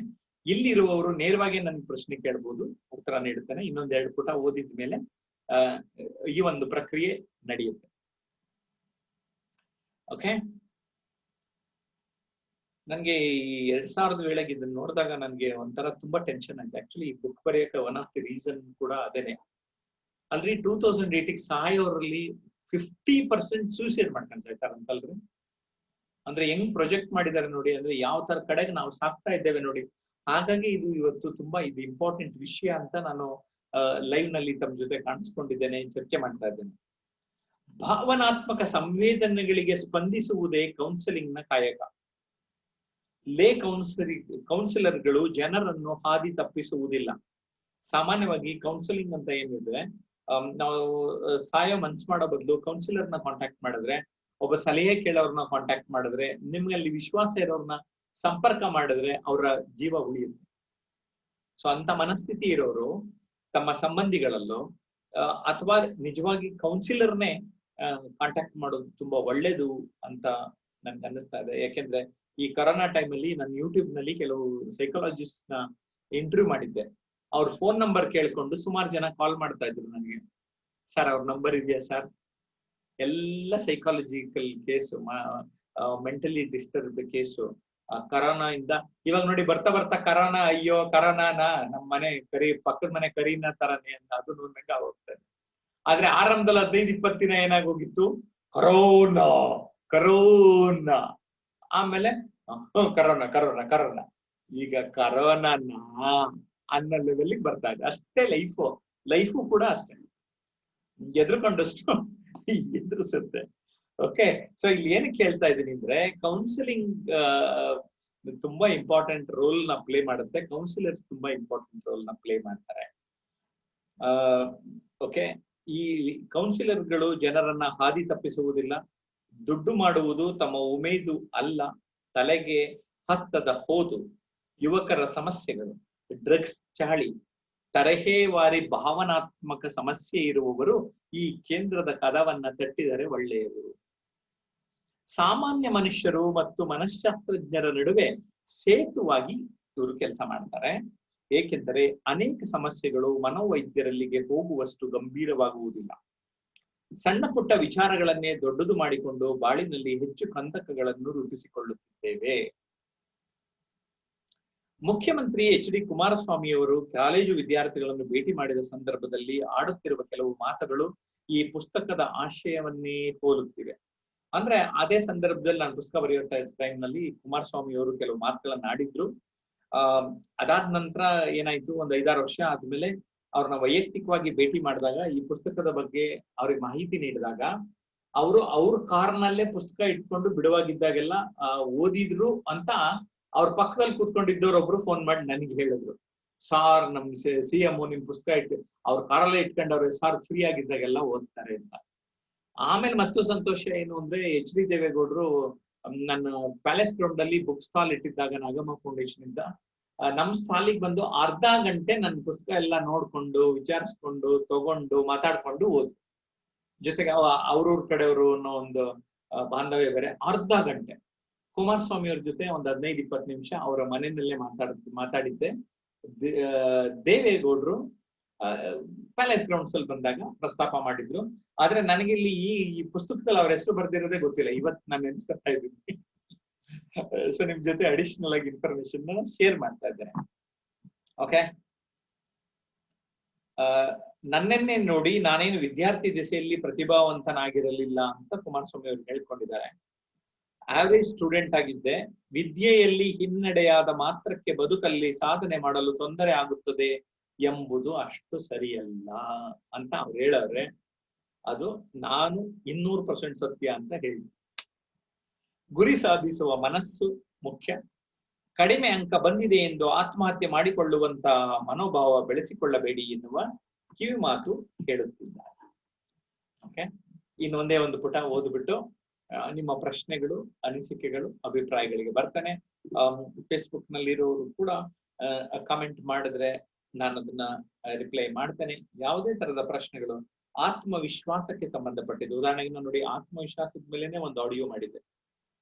ಆತ್ಮವಿಶ್ವಾಸ ಒಂದಿದ್ದರೆ ಈ ಜಗದಲ್ಲಿ ಏನನ್ನು ಬೇಕಾದರೂ ಸಾಧಿಸಬಹುದು ಅಂತ. ಓಕೆ, ಕುಮಾರಸ್ವಾಮಿ ಅವರು ರೈತರಿಗೂ ಆತ್ಮಹತ್ಯೆ ಮಾಡಿಕೊಳ್ಳಬೇಡಿ ಎಂದು ವಿನಂತಿಸಿಕೊಂಡಿದ್ದಾರೆ. ನನ್ನ ಮಾತು ಕೇಳಿಸಿಕೊಳ್ಳುವವರಿಲ್ಲ ಎನ್ನುವ ದುಗುಡ ಅನೇಕ ಬಾರಿ ಕಾಡುತ್ತಿರುತ್ತದೆ. ಗೆಳೆತನ ಕೆಲಸ ಮಾಡುವುದು ಅಲ್ಲೇ. ಒಳ್ಳೆ ಫ್ರೆಂಡ್ಸ್ ಇದ್ದವರು ಸೂಸೈಡೇ ಮಾಡ್ಕೊಳ್ಳಲ್ಲ ಅಂತ ಒಂದು ಸ್ಟೇಟ್ಮೆಂಟ್ ಕೊಡ್ತೀನಿ ನಾನು. ಯಾಕೆಂದ್ರೆ ಏನ್ ಮಾಡ್ತಾನೆ ಮನುಷ್ಯ, ತಮ್ಗೇನೇ ಸಮಸ್ಯೆ ಆದ್ರೂ ಆ ಫ್ರೆಂಡ್ ಹತ್ರ ಹೋಗ್ಬಿಟ್ಟು ಎಲ್ಲ ಒದ್ರುಬಿಡ್ತಾನೆ, ಓಪನ್ ಆಗಿ ಹೇಳ್ಕೊಳ್ತಾನೆ. ಆ ಟೈಮಲ್ಲಿ ಫ್ರೆಂಡ್ ನಿಜವಾದ ಫ್ರೆಂಡ್ ಆಗಿದ್ದ ಅವ್ನು ಹೆಲ್ಪ್ ಮಾಡೇ ಮಾಡ್ತಾನೆ. ಅದು ಒಂದು ಸಾವಾಗೋದು ತಪ್ಪುತ್ತೆ. ಎರಡನೇದು ಇನ್ನೊಂದು ಮಾಹಿತಿನೂ ನಾನು ನಿಮ್ ಜೊತೆ ಶೇರ್ ಮಾಡ್ಕೋಬೇಕು. ಯಾವ್ದಾದ್ರು ಒಂದು ಒಳ್ಳೆ ಹವ್ಯಾಸ ಇದ್ರೆ, ಅದೊಂದು ಫಿಲಂ ನೋಡಿದೆ, ಕಮಲ್ ಹಾಸನ್ಗೆ ಲವರ್ ಕೈ ಕೊಡ್ತಾಳೆ. ಅವನೇನ್ ಮಾಡ್ತಾನೆ, ಕೋಪದ ಡ್ಯಾನ್ಸ್ ಮಾಡ್ತಾನೆ, ಬಡ ಬಡ ಬಡ ಅಂತ ಜೋರಾಗಿ ಮಾಡ್ಬಿಡ್ತಾನೆ. ಆ ಭಾವನೆಯನ್ನು ಹೊರಹಾಕಕ್ಕೆ ಒಂದು ಔಟ್ಲೆಟ್ ಬೇಕು. ತಿಂದಿದ್ದು ಹೊರಹಾಕಕ್ಕೆ ಒಂದು ಜಾಗ ಇದೆ, ಹೋಗುತ್ತೆ. ಅದು ಹೋಗದೆ ಇದ್ದಿದ್ರೆ ನಾವು ಸರಿಯಾಗಿ ಆರೋಗ್ಯನೇ ಸರಿ ಇಲ್ಲ. ಡಾಕ್ಟರ್ ಎಲ್ಲ ಏನ್ ಹೇಳೋದು ಅಂದ್ರೆ, ತಿಂದಿ ಸರಿಯಾಗಿ ಹೋದ್ರೆ ನಿನ್ನ ಆರೋಗ್ಯ ಚೆನ್ನಾಗಿದೆ ಅಂತ. ಹಂಗೆ ನಮ್ ಭಾವನೆಗಳನ್ನ ಕಟ್ಕೊಂಡಿದ್ರೆ ಅದಕ್ಕೆ ಔಟ್ಲೆಟ್ ಬೇಕು. ಆ ಔಟ್ಲೆಟ್ ನ ಕೊಡ್ತಾ ಹೋದ್ರೆ ನಾವು ನಮ್ ಕಾನ್ಫಿಡೆನ್ಸ್ ಲೆವೆಲ್ ಜಾಸ್ತಿ ಆಗುತ್ತೆ ಅನ್ನೋದು ನನ್ನ ಅಡಿಷನಲ್ ಮಾತುಗಳು. ಬೆಳೆದ ಮಕ್ಕಳನ್ನು ಸ್ನೇಹಿತರಂತೆ ಕಾಣಿ ಎನ್ನುವುದು ಈ ಸಲುವಾಗಿಯೇ ಆಗಿದೆ. ಓಕೆ, ಇಲ್ಲಿ ನಮ್ಮಿಬ್ರು ಪೇರೆಂಟ್ಸ್ ನನ್ನ ಮಾತು ಕೇಳಿಸ್ಕೊತಾ ಇದ್ದಾರೆ. ಅವ್ರಿಗಿದು ಸರಿಯಾಗಿ ಅರ್ಥ ಆಗುತ್ತೆ ಯಾಕೆ ನಾನು ಅವಾಗ ಹೇಳ್ತಾ ಇರ್ತೀನಿ ಈ ಮಾತು ಅಂತ. ಇಲ್ಲವಾದಲ್ಲಿ ನೋವು ಸಂಕಟಗಳು ಮಡುಗಟ್ಟುತ್ತವೆ. ಕೆಲವೊಮ್ಮೆ ನಾವು ಬಯಸಿದ್ದು ನಮ್ಮ ಸಾಮರ್ಥ್ಯಕ್ಕಿಂತ ಹೆಚ್ಚಾಗಿರಬಹುದು, ಅಥವಾ ಕೈಗೆ ಎಟಕುವಂತಾಗಿದ್ದು ಆಗಿರಬಹುದು. ಆದರೆ ಸಿಗದಿದ್ದಾಗ ಹತಾಶರಾಗದೆ ಆತ್ಮವಿಶ್ವಾಸದಿಂದ ಒಂದಲ್ಲ ಒಂದು ದಿನ ನಾವು ಪಡೆಯುತ್ತೇವೆಂದು ಆ ಕ್ಷಣಕ್ಕೆ ಒದಗಿದ ಸೋಲನ್ನು ಒಪ್ಪಿಕೊಳ್ಳುವುದೇ ಜೀವನ. ಪ್ರಾಣಿಗಳು ಆತ್ಮಹತ್ಯೆ ಮಾಡಿಕೊಳ್ಳುವುದಿಲ್ಲ ಅಂತ ಮುಂಚೆನೆ ಹೇಳಿದ್ದೇನೆ. ಪ್ರಾಣಿಗಳಲ್ಲೇ ಉತ್ತಮ ಪ್ರಾಣಿ ಈ ಮನುಷ್ಯ ಎಂದು ಗುರುತಿಸುತ್ತಿರುವಾಗ ಇತರೆ ಪ್ರಾಣಿಗಳಿಗಿಂತ ಕಡೆಯಾಗಿ ಆತ್ಮಹತ್ಯೆಗೆ ಶರಣಾಗುವುದು ಸರಿಯಲ್ಲ. ಇರುವೆಯಂತಹ ಚಿಕ್ಕ ಪ್ರಾಣಿ ಕೂಡ ತನ್ನ ಜೀವನದ ಕೊನೆಯವರೆಗೂ ಹೋರಾಡುತ್ತದೆ. ಆ ಇರುವೆಯಿಂದಾದರೂ ನಾವು ಪಾಠ ಕಲಿಯುವುದು ಸೂಕ್ತ. ಇರುವೆ ಇಷ್ಟು ಪುಟ್ಟ ಪ್ರಾಣಿ, ಅದ್ ಲಾಸ್ಟ್ ಮಿನಿಟ್ ಅವ್ರಿಗೂ ಫೈಟ್ ಮಾಡುತ್ತಂತಾರೆ. ನಾವು ಮನುಷ್ಯರು ಏನಂಗಿರ್ಬೇಕು, ಈಸಬೇಕು ಇದ್ದು ಜಯಿಸಬೇಕು ಎಂದು ದಾಸವರೇಣ್ಯರಾದ ಪುರಂದರದಾಸರು ಹೇಳ್ತಾರೆ. ತಾಳುವಿಕೆಗಿಂತನ್ಯ ತಪವೂ ಇಲ್ಲ ಎಂಬುದನ್ನು ಒಂದೊಂದೇ ಉಪಮೆಗಳ ಮೂಲಕ ಮನದಟ್ಟು ಮಾಡಿದ ಹರಿದಾಸರ ಸಾಹಿತ್ಯದಲ್ಲಿ ಸಂದೇಶ ಅಡಗಿದೆ. ನೆಟ್ಟ ಸಸಿ ಫಲ ಬರುವ ತನಕ ಶಾಂತಿಯ ತಾಳು, ಕಟ್ಟು ಬುತ್ತಿಯ ಮುಂದೆ ಉಣಲುಂಟು ಹಾಳು, ಉಕ್ಕು ಹಾಲಿಗೆ ನೀರ ನಿಕ್ಕು ಒಂದದಿ ತಾಳು ಮುಂತಾದ ಮಾತುಗಳಿಂದ ದಾಸ ಸಾಹಿತ್ಯ ಈ ಸಂಸಾರ ಬಂಧನದ ಕಠಿಣ ಭವ ತೊರೆಯೊಳಗೆ ಮನಸ್ಸನ್ನು ಕಲ್ಲಾಗಿಸುವ ದಾರಿಯನ್ನ ಹೇಳಿಕೊಡುತ್ತದೆ. ಒಡಲು ಜಾಗಟೆಯ ಮಾಡಿ ನುಡಿವ ನಾಲಿಗೆಯ ಪಿಡಿದು ಬಿಡದೆ ಢಣ ಢಣ ಎಂದು ಬಡಿದು ಚಪ್ಪಳಿಕ್ಕಿರೋ ಎಂಬ ರೂಪಕದಿಂದ ಅದು ಮಾಡುವ ಪರಿಣಾಮ ದೊಡ್ಡದು. ಈ ದೇಹವನ್ನೇ ಜಾಗಟೆ ಮಾಡಿ ಮಾತೆಲ್ಲವನ್ನೂ ಹರಿಸ್ತುತಿಯಾಗಿಸಿ ಆ ಮೂಲಕ ಭಗವಂತನನ್ನು ಒಲಿಸುವ ಈ ದಾರಿ ಇಹದ ಪರಿಮಳದ ಹಾದಿ. ಆಚಾರವಿಲ್ಲದ ನಾಲಿಗೆ ನೀಚ ಬುದ್ಧಿಯನ್ನು ಓಡಿಸುವ ಸ್ವಾತ್ಮ ಶುದ್ಧಿಯ ಹಾದಿ. ಮನಸ್ಸಿನಾಳಕ್ಕೆ ಧುಮುಕುವ ಕಲೆಯನ್ನು ಕರಗತ ಮಾಡಿಕೊಳ್ಳಲು ಪ್ರಯತ್ನಿಸಿ. ಬಣ್ಣಕ್ಕಿಂತ ಬದುಕು ಮುಖ್ಯ, ಬಣ್ಣಕ್ಕೆ ಬದುಕಿಲ್ಲ, ಬದುಕಿಗೆ ಬಣ್ಣವಿದೆ. ಜೀವನದ ಯಾವುದೇ ಕಹಿ ಘಟನೆಯ ಸಮಯ ಕೂಡ 1 ಗಂಟೆಗೆ ಕೇವಲ 60 ನಿಮಿಷಗಳೇ ಆಗಿವೆ ಎನ್ನುವುದನ್ನು ನಾವು ಗಮನದಲ್ಲಿಟ್ಟುಕೊಳ್ಳಬೇಕು. ಅಂದ್ರೆ ನಿಮ್ ಘಟನೆ ಅನುಕ್ಷಣ ಅನುಭವಿಸಿ ಅನ್ನೋದು ಇನ್ನೊಂದು ಪುಸ್ತಕ ಬರೆದಿದ್ದೀನಿ, ಅದೆಲ್ಲರಿಗೂ ನಿಮ್ಗೆ ಗೊತ್ತಿದೆ ಅಲ್ವೇ. ಈಗ ಅದು ಕಹಿ ಘಟನೆ ಆಗ್ಲಿ ಸಿಹಿ ಘಟನೆ ಆಗ್ಲಿ 1 ನಿಮಿಷಕ್ಕೆ 60 ಸೆಕೆಂಡ್, ಅದನ್ನ ನಾವು ಅರ್ಥ ಮಾಡ್ಕೊಳ್ಳೋಣ. ಅನುಕ್ಷಣ ಅನುಭವಿಸೋದನ್ನ ಅಭ್ಯಾಸ ಮಾಡ್ಕೊಳ್ಳೋಣ. ಯಾವಾಗ ನಾವು ಅನುಕ್ಷಣವನ್ನ ಅನುಭವಿಸ್ತೇವೆ ಸರಿಯಾಗಿ, ಜೀವನವನ್ನ ಪಾವನ ಮಾಡಿಕೊಳ್ಳಿಕ್ಕೆ ನಮಗೆ ಸಾಧ್ಯ ಆಗ್ತದೆ ಸ್ನೇಹಿತರೆ. ನಾನು ಕನ್ನಡದಲ್ಲಿ ಇನ್ನೊಂದು ಪುಸ್ತಕ ಕೀಳರಿಮೆ ಏನು ಏಕೆ ಹೇಗೆ ಅಂತ ಬರೆದಿದ್ದೇನೆ. ಅದು ಇಂಗ್ಲಿಷ್ ನಲ್ಲಿ ಇನ್ಫೀರಿಯಾರಿಟಿ ಕಾಂಪ್ಲೆಕ್ಸ್ ಎನ್ನುವ ಹೆಸರಿನಲ್ಲಿ ತರ್ಜುಮೆ ಆಗಿದೆ. ಸ್ನೇಹಲತಾ ರೋಯ್ಡೇಕರ್ ಇಂಗ್ಲಿಷ್ ಭಾಷೆಗೆ ಅನುವಾದ ಮಾಡಿದ್ದಾರೆ. ಈ ಎಲ್ಲ ಪುಸ್ತಕಗಳು sapnaonline.com ನಲ್ಲಿ ಲಭ್ಯ ಆಗುತ್ತೆ, ಅಥವಾ ಸಪ್ನಾ ಬುಕ್ ಹೌಸ್ ನಲ್ಲಿ ತಾವುಗಳು ಪಡಿಬಹುದು. ಸ್ನೇಹಿತರೆ, ನಾನು ಮಾತಾಡೋದ್ರಿಂದ ಕಾನ್ಫಿಡೆನ್ಸ್ ಜಾಸ್ತಿ ಆಗುತ್ತೆ ಅಂತ ಹೇಳ್ತೇನೆ, ವೇದಿಕೆ ಎತ್ತೋದ್ರಿಂದ ಕಾನ್ಫಿಡೆನ್ಸ್ ಜಾಸ್ತಿ ಆಗುತ್ತೆ. ಯಾಕಂದ್ರೆ ನಾನು ಗಮನಿಸಿದ್ದೇನೆ, ಯಾವ ವ್ಯಕ್ತಿ ವೇದಿಕೆಯನ್ನ ಹತ್ತುತ್ತಾನೋ, ಒಂದು ರೀತಿ ಇದು ಒಂದು ವೇದಿಕೆ, ನಾನೀಗ ಆನ್ಲೈನ್ ಪ್ಲಾಟ್ಫಾರ್ಮ್ ಅಂತ ಕರಿತೇವೆ, ಇದರಲ್ಲಿ ನೇರವಾಗಿ ಮುಕ್ತವಾಗಿ ಮಾತನಾಡ್ತಾರೋ ಅವರೆಲ್ಲರೂ ಕೂಡ ಜೀವನದಲ್ಲಿ ಒಂದು ರೀತಿಯ ವಿಶ್ವಾಸವನ್ನ ಗಳಿಸ್ಕೊಳ್ತಾರೆ. ಹಾಗಾಗಿ ಈ ನುಡಿಗನ್ನಡಿ ಮಾತನಾಡುವ ಕಲೆ ಅಂದ್ರೆ, ಒಬ್ಬ ವ್ಯಕ್ತಿ ಮೈಕನ್ನ ಇಟ್ಕೊಂಡ್ರೆ ಆ ಧೈರ್ಯ ಇಟ್ಕೊಂಡು ಆ ಸ್ಟೇಜ್ ಫಿಯರ್ ನ ಹೋಗಿಸ್ಕೊಂಡು ಅವನು ಕಾನ್ಫಿಡೆನ್ಸ್ ಇಂದ ಇರೋದಕ್ಕೆ ಸಾಧ್ಯ ಆಗ್ತದೆ ಅನ್ನೋದನ್ನ ನಾನು ಈ ಸಂದರ್ಭದಲ್ಲಿ ಹೇಳೋಕೆ ಬಯಸ್ತಾ ಇದ್ದೇನೆ. ಜೊತೆಗೆ ನಂದು ಮತ್ತೊಂದು ಪುಸ್ತಕ ಉದ್ಯೋಗ ಕೌಶಲ್ಯಗಳು, ಈ ಪುಸ್ತಕವನ್ನ ಚಾಣಕ್ಯ ಕೆರಿಯರ್ ಅಕಾಡೆಮಿಯವರು ತಂದಿದ್ದಾರೆ. ಈ ಪುಸ್ತಕನ ಯಾಕೆ ಇಲ್ಲಿ ನಾನು ಹೆಸರಿಸ್ತಾ ಇದ್ದೇನೆ ಅಂತ ಅಂದ್ರೆ, ಸುಮಾರು ಜನ ಈಗ ಕೆಲ್ಸಕ್ಕೆ ತೊಂದರೆ ಆಗಿದೆ. ಆ ಕೆಲ್ಸಕ್ಕೆ ತೊಂದರೆ ಆದಂತ ಸಂದರ್ಭದಲ್ಲಿ ಕೆಲಸವನ್ನ ಪಡೆಯುವುದು ಹೇಗೆ, ಕೆಲಸವನ್ನ ಉಳಿಸಿಕೊಳ್ಳುವುದು ಹೇಗೆ, ಗಳಿಸಿಕೊಳ್ಳುವುದು ಹೇಗೆ, ಉಳಿಸಿಕೊಳ್ಳುವುದು ಹೇಗೆ, ಇದರಿಂದ ಈ ಉದ್ಯೋಗವನ್ನ ಸರಿಯಾಗಿ ನಾವು ಸರಿಯಾಗಿ ಕೆಲಸ ಮಾಡೋದು ಹೇಗೆ, ಕಾಯಕವೇ ಕೈಲಾಸ ಅನ್ನುವ ಪ್ರಿನ್ಸಿಪಲ್ ನಲ್ಲಿ ಈ ಪುಸ್ತಕವನ್ನು ಬರೆದಿದ್ದೇನೆ. ಇದು ಬಿಜಾಪುರದ ಚಾಣಕ್ಯ ಕೆರಿಯರ್ ಅಕಾಡೆಮಿಯವರು ಇದನ್ನ ಪಬ್ಲಿಷ್ ಮಾಡಿದ್ದಾರೆ. ಈ ಮಾಹಿತಿಗಳನ್ನ ನಾನು ನೀಡಿದ ಉದ್ದೇಶ ಮತ್ತು ಜೊತೆಗೆ ಸೆಪ್ಟೆಂಬರ್ 10 ಆತ್ಮಹತ್ಯೆ ನಿಗ್ರಹ ದಿನಾಚರಣೆ ಅಥವಾ ಆತ್ಮಹತ್ಯೆಯನ್ನು ತಡೆಗಟ್ಟುವಿಕೆಯ ಬಗ್ಗೆ ಇರುವ ದಿನಾಚರಣೆಗೆ ನನ್ನ ತಾಯಿ ಹೆಸರು ನಾಗಮ್ಮ ಅವ್ರನ್ನ ಸ್ಮರಿಸಿಕೊಂಡು ನಿಮ್ ಜೊತೆಗೆ ಈ ಸಮಯನ ಕೊಟ್ಟಿದ್ದೀನಿ ನಾನು. ಯಾಕೆಂತಂದ್ರೆ ನಾಗಮ್ಮ ಫೌಂಡೇಶನ್ ಮೂಲಕ ನಾವು 10 ಹಲವು ಕಾರ್ಯಕ್ರಮಗಳನ್ನ ಮಾಡಿದ್ದೇವೆ. ನಮ್ಮ ಸಂಸ್ಥೆ ಟ್ರಾನ್ಸ್ಫಾರ್ಮೇಶನ್ ಅನ್ಲಿಮಿಟೆಡ್ ಸಂಸ್ಥೆಯ ಮೂಲಕ ನಾವು ಸಮಾಜಕ್ಕೆ ಪರಿವರ್ತನೆಗೆ ಸಾಕಷ್ಟು ವಿಡಿಯೋ ಮಾಡ್ಯೂಲ್ಗಳನ್ನ ನೀಡಿದ್ದೇವೆ. ಅದ್ರ ಬಗ್ಗೆ ಕೂಡ ನೀವು ಮತ್ತೆ ನಾಳೆ ನಮ್ಮ ಕಾರ್ಯಕ್ರಮ 8 ಗಂಟೆಗೆ ಫೇಸ್ಬುಕ್ ಲೈವ್ ನಲ್ಲಿ ಮತ್ತು ಝೂಮ್ ನಲ್ಲಿ ಪಾರ್ಟಿಸಿಪೇಟ್ ಮಾಡಬಹುದು. ಯಾವುದೇ ಅನುಮಾನಗಳಿದ್ರೆ 9341259267 ಅಥವಾ 962030 300 ಜೊತೆಗೆ ಯೂಟ್ಯೂಬ್ ನಲ್ಲಿ ಈ ವಿಡಿಯೋ ನೋಡಿ ಏನ್ ಅನ್ನಿಸ್ತು, ಇದ್ರಲ್ಲಿ ಯಾವ ವಿಚಾರ ಇಷ್ಟ ಆಯ್ತು ಕಾಮೆಂಟ್ ಮಾಡಿ, ಲೈಕ್ ಮಾಡಿ, ಒಂದ್ 5 ಜನಕ್ಕೆ ಶೇರ್ ಮಾಡಿ. ಜಯಪ್ರಕಾಶ್ ನಾಗ್ತಿಹಳ್ಳಿ ಯೂಟ್ಯೂಬ್ ಚಾನೆಲ್ ನ ಸಬ್ಸ್ಕ್ರೈಬ್ ಮಾಡಿ, ಬೆಲ್ ಬಟನ್ ಆನ್ ಮಾಡೋದನ್ನ ಮರೆಯಬೇಡಿ. ಈಗ ಸ್ನೇಹಿತರೆ, ನಮ್ ಜೊತೆ ಕೆಲವು ಮಿತ್ರರು ಇದ್ದಾರೆ ಇಲ್ಲಿ. ಅವ್ರುಗಳನ್ನ ನಮ್ಮ ಒಂದು ಪ್ರಶ್ನೆ ಕೇಳ್ಬೋದು, ಅಥವಾ ಇವತ್ತಿನ ನನ್ನ ಮಾತುಕತೆಯ ಬಗ್ಗೆ ಅವರ ಅನುಭವವನ್ನು ಶೇರ್ ಮಾಡ್ಬೋದು. ದೀಪಾ ಅನ್ನೋರು ಬಂದಿದ್ದಾರೆ, ಅವ್ರಿಗೆ ನಾನು ಮೊದಲನೇದಾಗಿ ಅವಕಾಶ ಕೊಡ್ತಾ ಇದ್ದೇನೆ. ದೀಪಾ ಅವರೇ, ನಿಮ್ಗೆ ಏನಾದ್ರು ಪ್ರಶ್ನೆ ಕೇಳೋ ಹಾಗಿದ್ರೆ ಕೇಳಬಹುದು, ಅಥವಾ ತಮ್ಮ ಅನಿಸಿಕೆಗಾಗಿ ನಾನು ಆಹ್ವಾನವನ್ನು ನೀಡ್ತಾ ಇದ್ದೇನೆ. ಎಸ್ ದೀಪಾ. ಸರ್, ಪ್ರಶ್ನೆ ಕೇಳುವಂತದ್ದು ಏನೂ ಇಲ್ಲ, ಯಾಕಂದ್ರೆ ನಮ್ ಪ್ರಶ್ನೆ ಹುಟ್ಟಕ್ಕಿಂತ ಮೊದ್ಲೇ ಎಲ್ಲಾ ಉತ್ತರ ನೀವೇ ಕೊಟ್ಬಿಡ್ತೀರಾ ಸರ್. ಸುಮಾರು ಪ್ರಶ್ನೆಗಳು ಹುಟ್ಟು ಮೊದ್ಲೇ ಎಲ್ಲಾ ಉತ್ತರ ರೆಡಿ ಆಗಿ ಬಂದಿರತ್ತೆ. ಯಾಕಂದ್ರೆ ಆತರ ನಿಮ್ಮಲ್ಲಿ ಅನುಭವ ಇದೆ, ಅಂದ್ರೆ ವಿವಿಧ ರಂಗಗಳ ಮೂಲಕ ನೀವು ಆತರ ಜನರಿಗೆ ಏನ್ ಬೇಕಲ್ಲ ಅವುಗಳನ್ನ ನೀವು ಒದಗಿಸ್ಕೊಡ್ತೀರಾ. ಅಂದ್ರೆ ಕರೆಂಟ್ ಸಿಚುವೇಶನ್ ಏನ್ ನಡೀತಾ ಇದೆ, ಏನಿಲ್ಲ, ನಾವ್ ಯಾವ ರೀತಿ ಇಂಪ್ರೂವ್ ಆಗ್ಬೇಕು, ಪ್ರತಿಯೊಂದು ಏಜ್ ವೈಸ್, ಒಂದ್ ಮಕ್ಕಳಿಂತ್ರ ಹಿಡ್ಕೊಂಡು ಒಂದು ವೃದ್ಧರಿಂತ್ರ ಹಿಡ್ಕೊಂಡು, ಆಮೇಲೆ ಇವಾಗ ಕೋವಿಡ್ ಆಗಿರ್ಬೋದು, ಅಥವಾ ಎಲ್ಲೇ ಯಾವುದೇ ಒಂದು ರಂಗದಲ್ಲಿ ಇದ್ರೂ ಕೂಡ ನಾವು ಆಕ್ಟಿವ್ ಆಗ್ಲಿಕ್ಕೆ ನೀವು ಈ ಒಂದು ಪ್ರೋಗ್ರಾಮ್ ಏರ್ಪಡಿಸಿದ್ದಕ್ಕೆ ಬಹಳ ಖುಷಿ ಆಗುತ್ತೆ ಸರ್. Thank you. ನಮ್ಮ ಕಲಂದರ್ ಅವರು ನಮ್ಮ ಅನೇಕ ವರ್ಕ್ಶಾಪ್ ಗಳನ್ನು ಅಟೆಂಡ್ ಮಾಡಿದ್ದಾರೆ. ಮೊದಲನೇ ಬಾರಿಗೆ ನಾನು ಈ ರೀತಿಯ ಪುಸ್ತಕದಲ್ಲಿರುವ ಒಂದು ಚಾಪ್ಟರ್ ನ ಓದಿದ್ದು.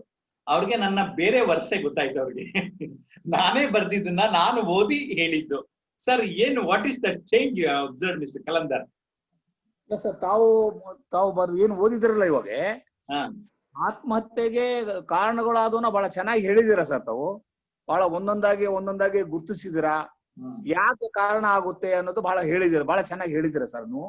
ಆಮೇಲೆ ನಮ್ಗೆ ಇನ್ನೊಂದು ಬೇಕು ಸರ್, ನಾವು ಆತ್ಮಹತ್ಯೆ ತಡೆಯೋಕೆ ಇಂಥ ಕಾರ್ಯಾಗಾರದಲ್ಲಿ ಮಾತಾಡೋದು ಅಥವಾ ಪುಸ್ತಕ ಬರೆಯೋದು ಅಥವಾ ಹೇಳೋದ್ರಿಂದ ಹೇಗೆ ಸಾಧ್ಯ ಆಗುತ್ತೆ ಅಂತ, ನಾವು ಆ ಕಾರಣಗಳ ಮೂಲಕ್ಕೆ ಹೋಗದೆ ಇದ್ರೆ, ನಾವು ಅವುಗಳನ್ನ ನಾವು ಅಡ್ರೆಸ್ ಮಾಡದೇ ಇದ್ರೆ ನಮ್ಗೆ ಹೇಗೆ ಆಗುತ್ತೆ? There are so many. ಎಷ್ಟು ಒಬ್ಬ ರೈತರದ್ದು ಉದಾಹರಣೆ ಕೊಡ್ತೀನಿ. 2 ಸಾರಿ 2 ಬೆಳೆ ಮಳೆ ಬರಲಿಲ್ಲ ಅಂದ್ರೆ ಅವ್ನು 20 ವರ್ಷ ಬೆಳಿಬೇಕಾಗುತ್ತೆ ಅದನ್ನ ತೀರ್ಸೋಕೆ. ಅದನ್ನ ಆ ಸಮಸ್ಯೆನ ಅಡ್ರೆಸ್ ಮಾಡದೇ ಇದ್ರೆ ನೀವು ಆತ್ಮಹತ್ಯೆ ಮಾಡ್ಕೋಬೇಡ, ಮತ್ತೆ ಮುಂದಿನ ವರ್ಷ ಮಳೆ ಬರುತ್ತೆ, ಹಂಗಾಗೋದಲ್ಲ ಅದು. ನಾವ್ ಎಲ್ಲಿಯೋ ತಪ್ತಾ ಇದೀವಿ, ಅದಕ್ಕೋಸ್ಕರ ಆತ್ಮಹತ್ಯೆ ಜಾಸ್ತಿ ಆಗ್ತಾ ಇರೋದು. ಇವತ್ತು ಪೇಪರ್ನ ಟೈಮ್ಸ್ ಆಫ್ ಇಂಡಿಯಾದಾಗ ಬಂದಿದೆ, ಕರ್ನಾಟಕದ ಡಬಲ್ ಆಗಿದೆ ಅಂತೆ ಆತ್ಮಹತ್ಯೆ.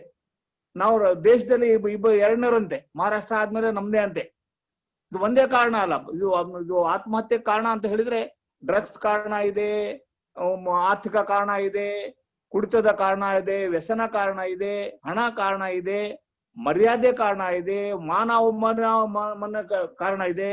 ಹಿಂದೆ ರಾಜರ ಕಾಲದಲ್ಲಿ ಇನ್ನೊಬ್ಬ ರಾಜ ಬಂದು ಇಲ್ಲಿ ಕೋಟೆ ಸುತ್ತರ್ದು ನುಗ್ತಾ ಇದ್ದಾನೆ ಅಂತ ಹೇಳಿದ್ರೆ ಎಲ್ಲ 1000 ಜನ ಹೆಣ್ಮಕ್ಳು ಬೆಂಕಿ ಹಾಕಿದ್ ಬಾಯೋಗ್ ಬಿದ್ಬಿಟ್ಟು ಸತ್ತೋಗ್ಬಿಡ್ತಿದ್ರು. ಅವ್ರಿಗೆ ಅದು ಮಾಡ್ಲೇಬೇಕಾಗಿತ್ತು. ಇಲ್ದ ಇದ್ರೆ ಇಲ್ಲ ಮಾನ ಮರ್ಯಾದೆ ಬಿಟ್ಟು ಬದುಕ್ತೀವಿ, ಇನ್ನೊಬ್ಬರ ಜೊತೆಗೆ ಹೋಗ್ತೀವಿ ಅಂತ ಅನ್ನೋದು ಹೇಳಕ್ಕೂ ಆಗೋದಿಲ್ಲ. ನಾವು ಇದನ್ನ ಸಕಾರಣಗಳು, ಬಹಳ ಪ್ರಬಲವಾದ ಕಾರಣಗಳು ಇದಾವೆ, ಪ್ರಬಲವಾದ ಕಾರಣಗಳು ಇಲ್ಲದೆ ಇರೋ ಇದಾವೆ ಸರ್. ಪ್ರಬಲವಾದ ಕಾರಣ ಇಲ್ಲದೆ ಇರೋ ಆತ್ಮಹತ್ಯಾ ಪ್ರಕರಣಗಳಲ್ಲಿ ನಾವು ಸಮಸ್ಯೆಯ ಮೂಲನ ನಾವು ಕ್ಯೂರ್ ಮಾಡಬೇಕು ಸರ್. ನಾನೊಂದು ಇನ್ನೂ ಸ್ವಲ್ಪ ಮಾತಾಡ್ಬೋದಾ ಸರ್? ಮಾತಾಡಿ. ಏನಾಗಿದೆ ನಮ್ಮ ಸಮಾಜದಲ್ಲಿ, ನಮ್ಗೆ ಏನಾಗಿದೆ ಸರ್, ನಾನು ಬಹಳ ದುಃಖದ ವಿಷಯ ಅಂದ್ರೆ ನಾವು ಇನ್ನೊಬ್ಬರ ಬಗ್ಗೆ ಕರುಣೆ ಪ್ರೀತಿನೇ ಇಲ್ದಂಗ ಆಗ್ಬಿಟ್ಟಿದ್ವಿ ಸರ್. ನಾವು ಮಿತ್ರತ್ವ, ಬಂಧುತ್ವ, ಸೌಹಾರ್ದತೆ, ಒಬ್ರಿಗೊಬ್ರು ಮಾತಾಡೋದು, ಕಷ್ಟ ಸುಖ ಹೇಳ್ಕೊಳ್ಳೋದು ಅನ್ನೋದಿದ್ರೆ ಇದರಲ್ಲಿ 25-30% ಕಡಿಮೆ ಆಗ್ಬಿಡುತ್ತೆ ಸರ್. ನಾವ್ ಇನ್ನೊಬ್ರಿಗೆ ಸಹಾಯ ಮಾಡೋದು, ಇನ್ನೊಬ್ರು ನಾವ್ ಏನಂತ ಹೇಳಿದ್ರೆ ಯಾರ್ಗಾರ ಮಾತಾಡ್ಸಿರೋ ಅವ್ರಿಗೆ ನಾವು ಟೋಪಿ ಹಾಕೋದೆ ಅಂತ, ನಾವ್ ಇನ್ನೊಬ್ರಿಗೆ ಸಹಾಯ ಮಾಡೋದು, ಇನ್ನೊಬ್ರ ಕಷ್ಟ ಏನು ಅಂತ ನೋಡೋದು, ಆ ಮನೋಭಾವಗಳು ನಮ್ಗೆ ಹೋಗ್ತಾ ಇದಾವ ಸರ್. ನಮ್ಗೆ ನಾವ್ ಸಣ್ಣವ್ರಿದ್ದಾಗೆ ಇರುವೆ ಗೂಡಿಗೆ ಸಕ್ಕರೆ ಹಾಕ್ತಿದ್ವಿ, ಇಲ್ಲ ಇವಾಗ ಹಿಟ್ಟು ತಗೊಂಡು ಹೊಡಿತವ್ರಿ ಮನೆಯಲ್ಲಿ ಇರುವೆ ಬಂದ್ರೆ. ಅಂದ್ರೆ ನಮ್ಗೆ ಎಲ್ಲೋ ಮನೋಭಾವ, ಆ ಪ್ರೀತಿ ವಿಶ್ವಾಸದ ಮನೋಭಾವನೆ ಹೋಗ್ತಾ ಇರೋದ್ರಿಂದ ಮನುಷ್ಯ ಏಕಾಂಗಿ ಆಗ್ತಾ ಇದ್ದಾನೆ. ಮನುಷ್ಯ ನಾವು ಅದಕ್ಕೋಸ್ಕರನೇ ನಾವು ನಮ್ಮನ್ನೇ ಸರಿಯಾಗಿ ಅರ್ಥ ಮಾಡ್ಕೋಬೇಕಾಗಿದೆ, ಬದುಕನ್ನ ಅರ್ಥ ಮಾಡ್ಕೋಬೇಕಾಗಿದೆ, ನಮ್ಮ ಸುತ್ತಮುತ್ತ ಇರುವ ಜನರನ್ನ ಅರ್ಥ ಮಾಡ್ಕೋಬೇಕಾಗಿದೆ. ಈಗ ನಾನು ಕಳೆದ ವಾರ ಅಷ್ಟೇ ನಾನು ವಿರಾಜಪೇಟೆಗೆ ಹೋಗಿದ್ದೆ.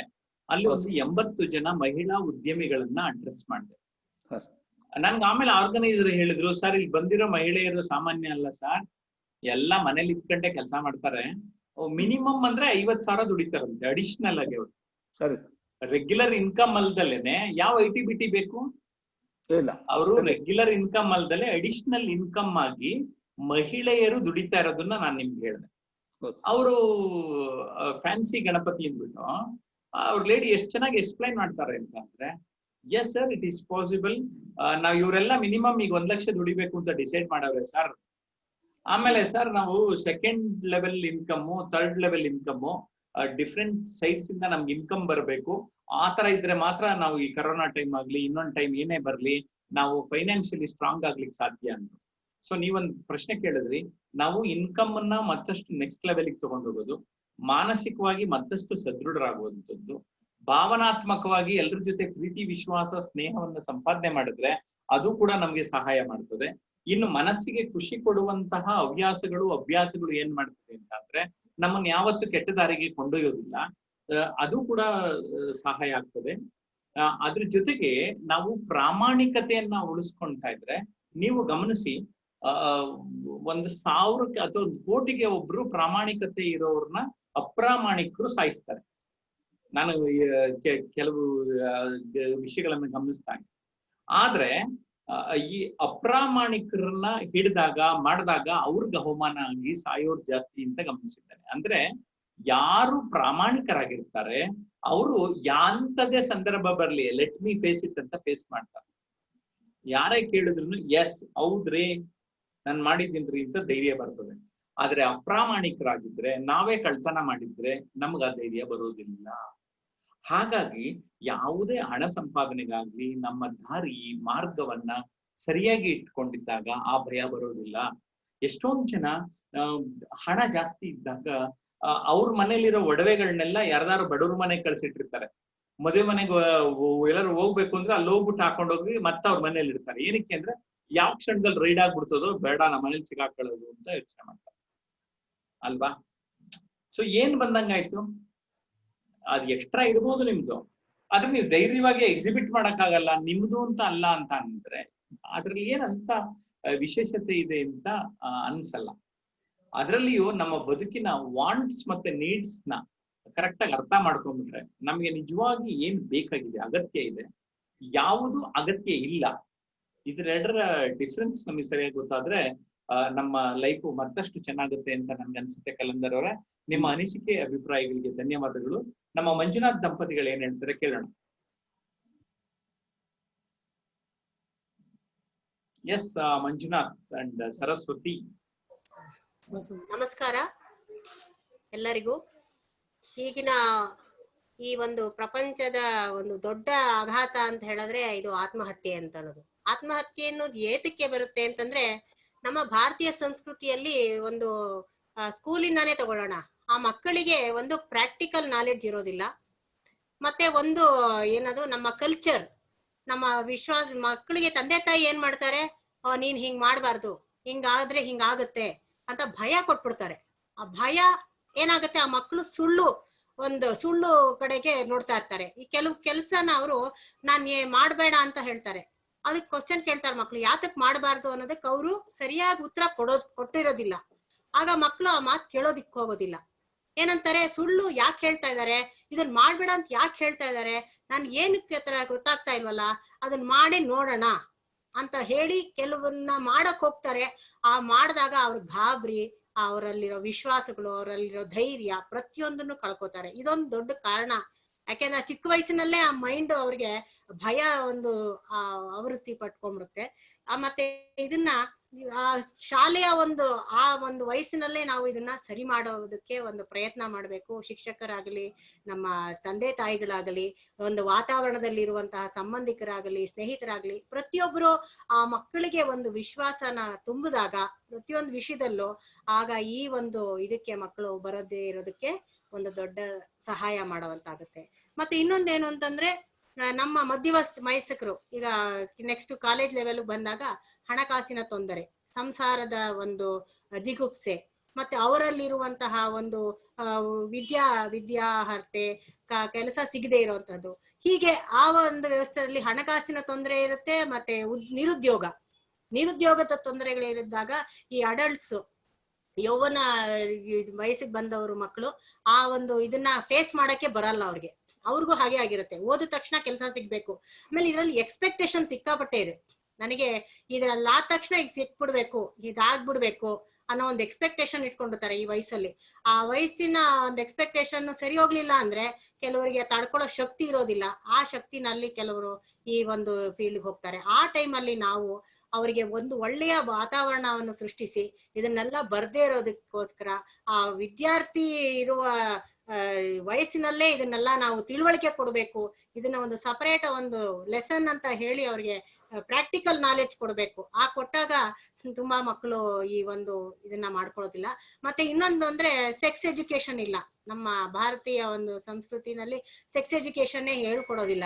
ಇದು ಹೇಳ್ಕೊಡದೆ ಇರೋದ್ರಿಂದ ಅವ್ರಿಗೇನಾಗ್ತಾ ಇದೆ, ಪ್ರತಿಯೊಬ್ಬರಿಗೂ ಹೆದರಿಕೆ ಜಾಸ್ತಿ.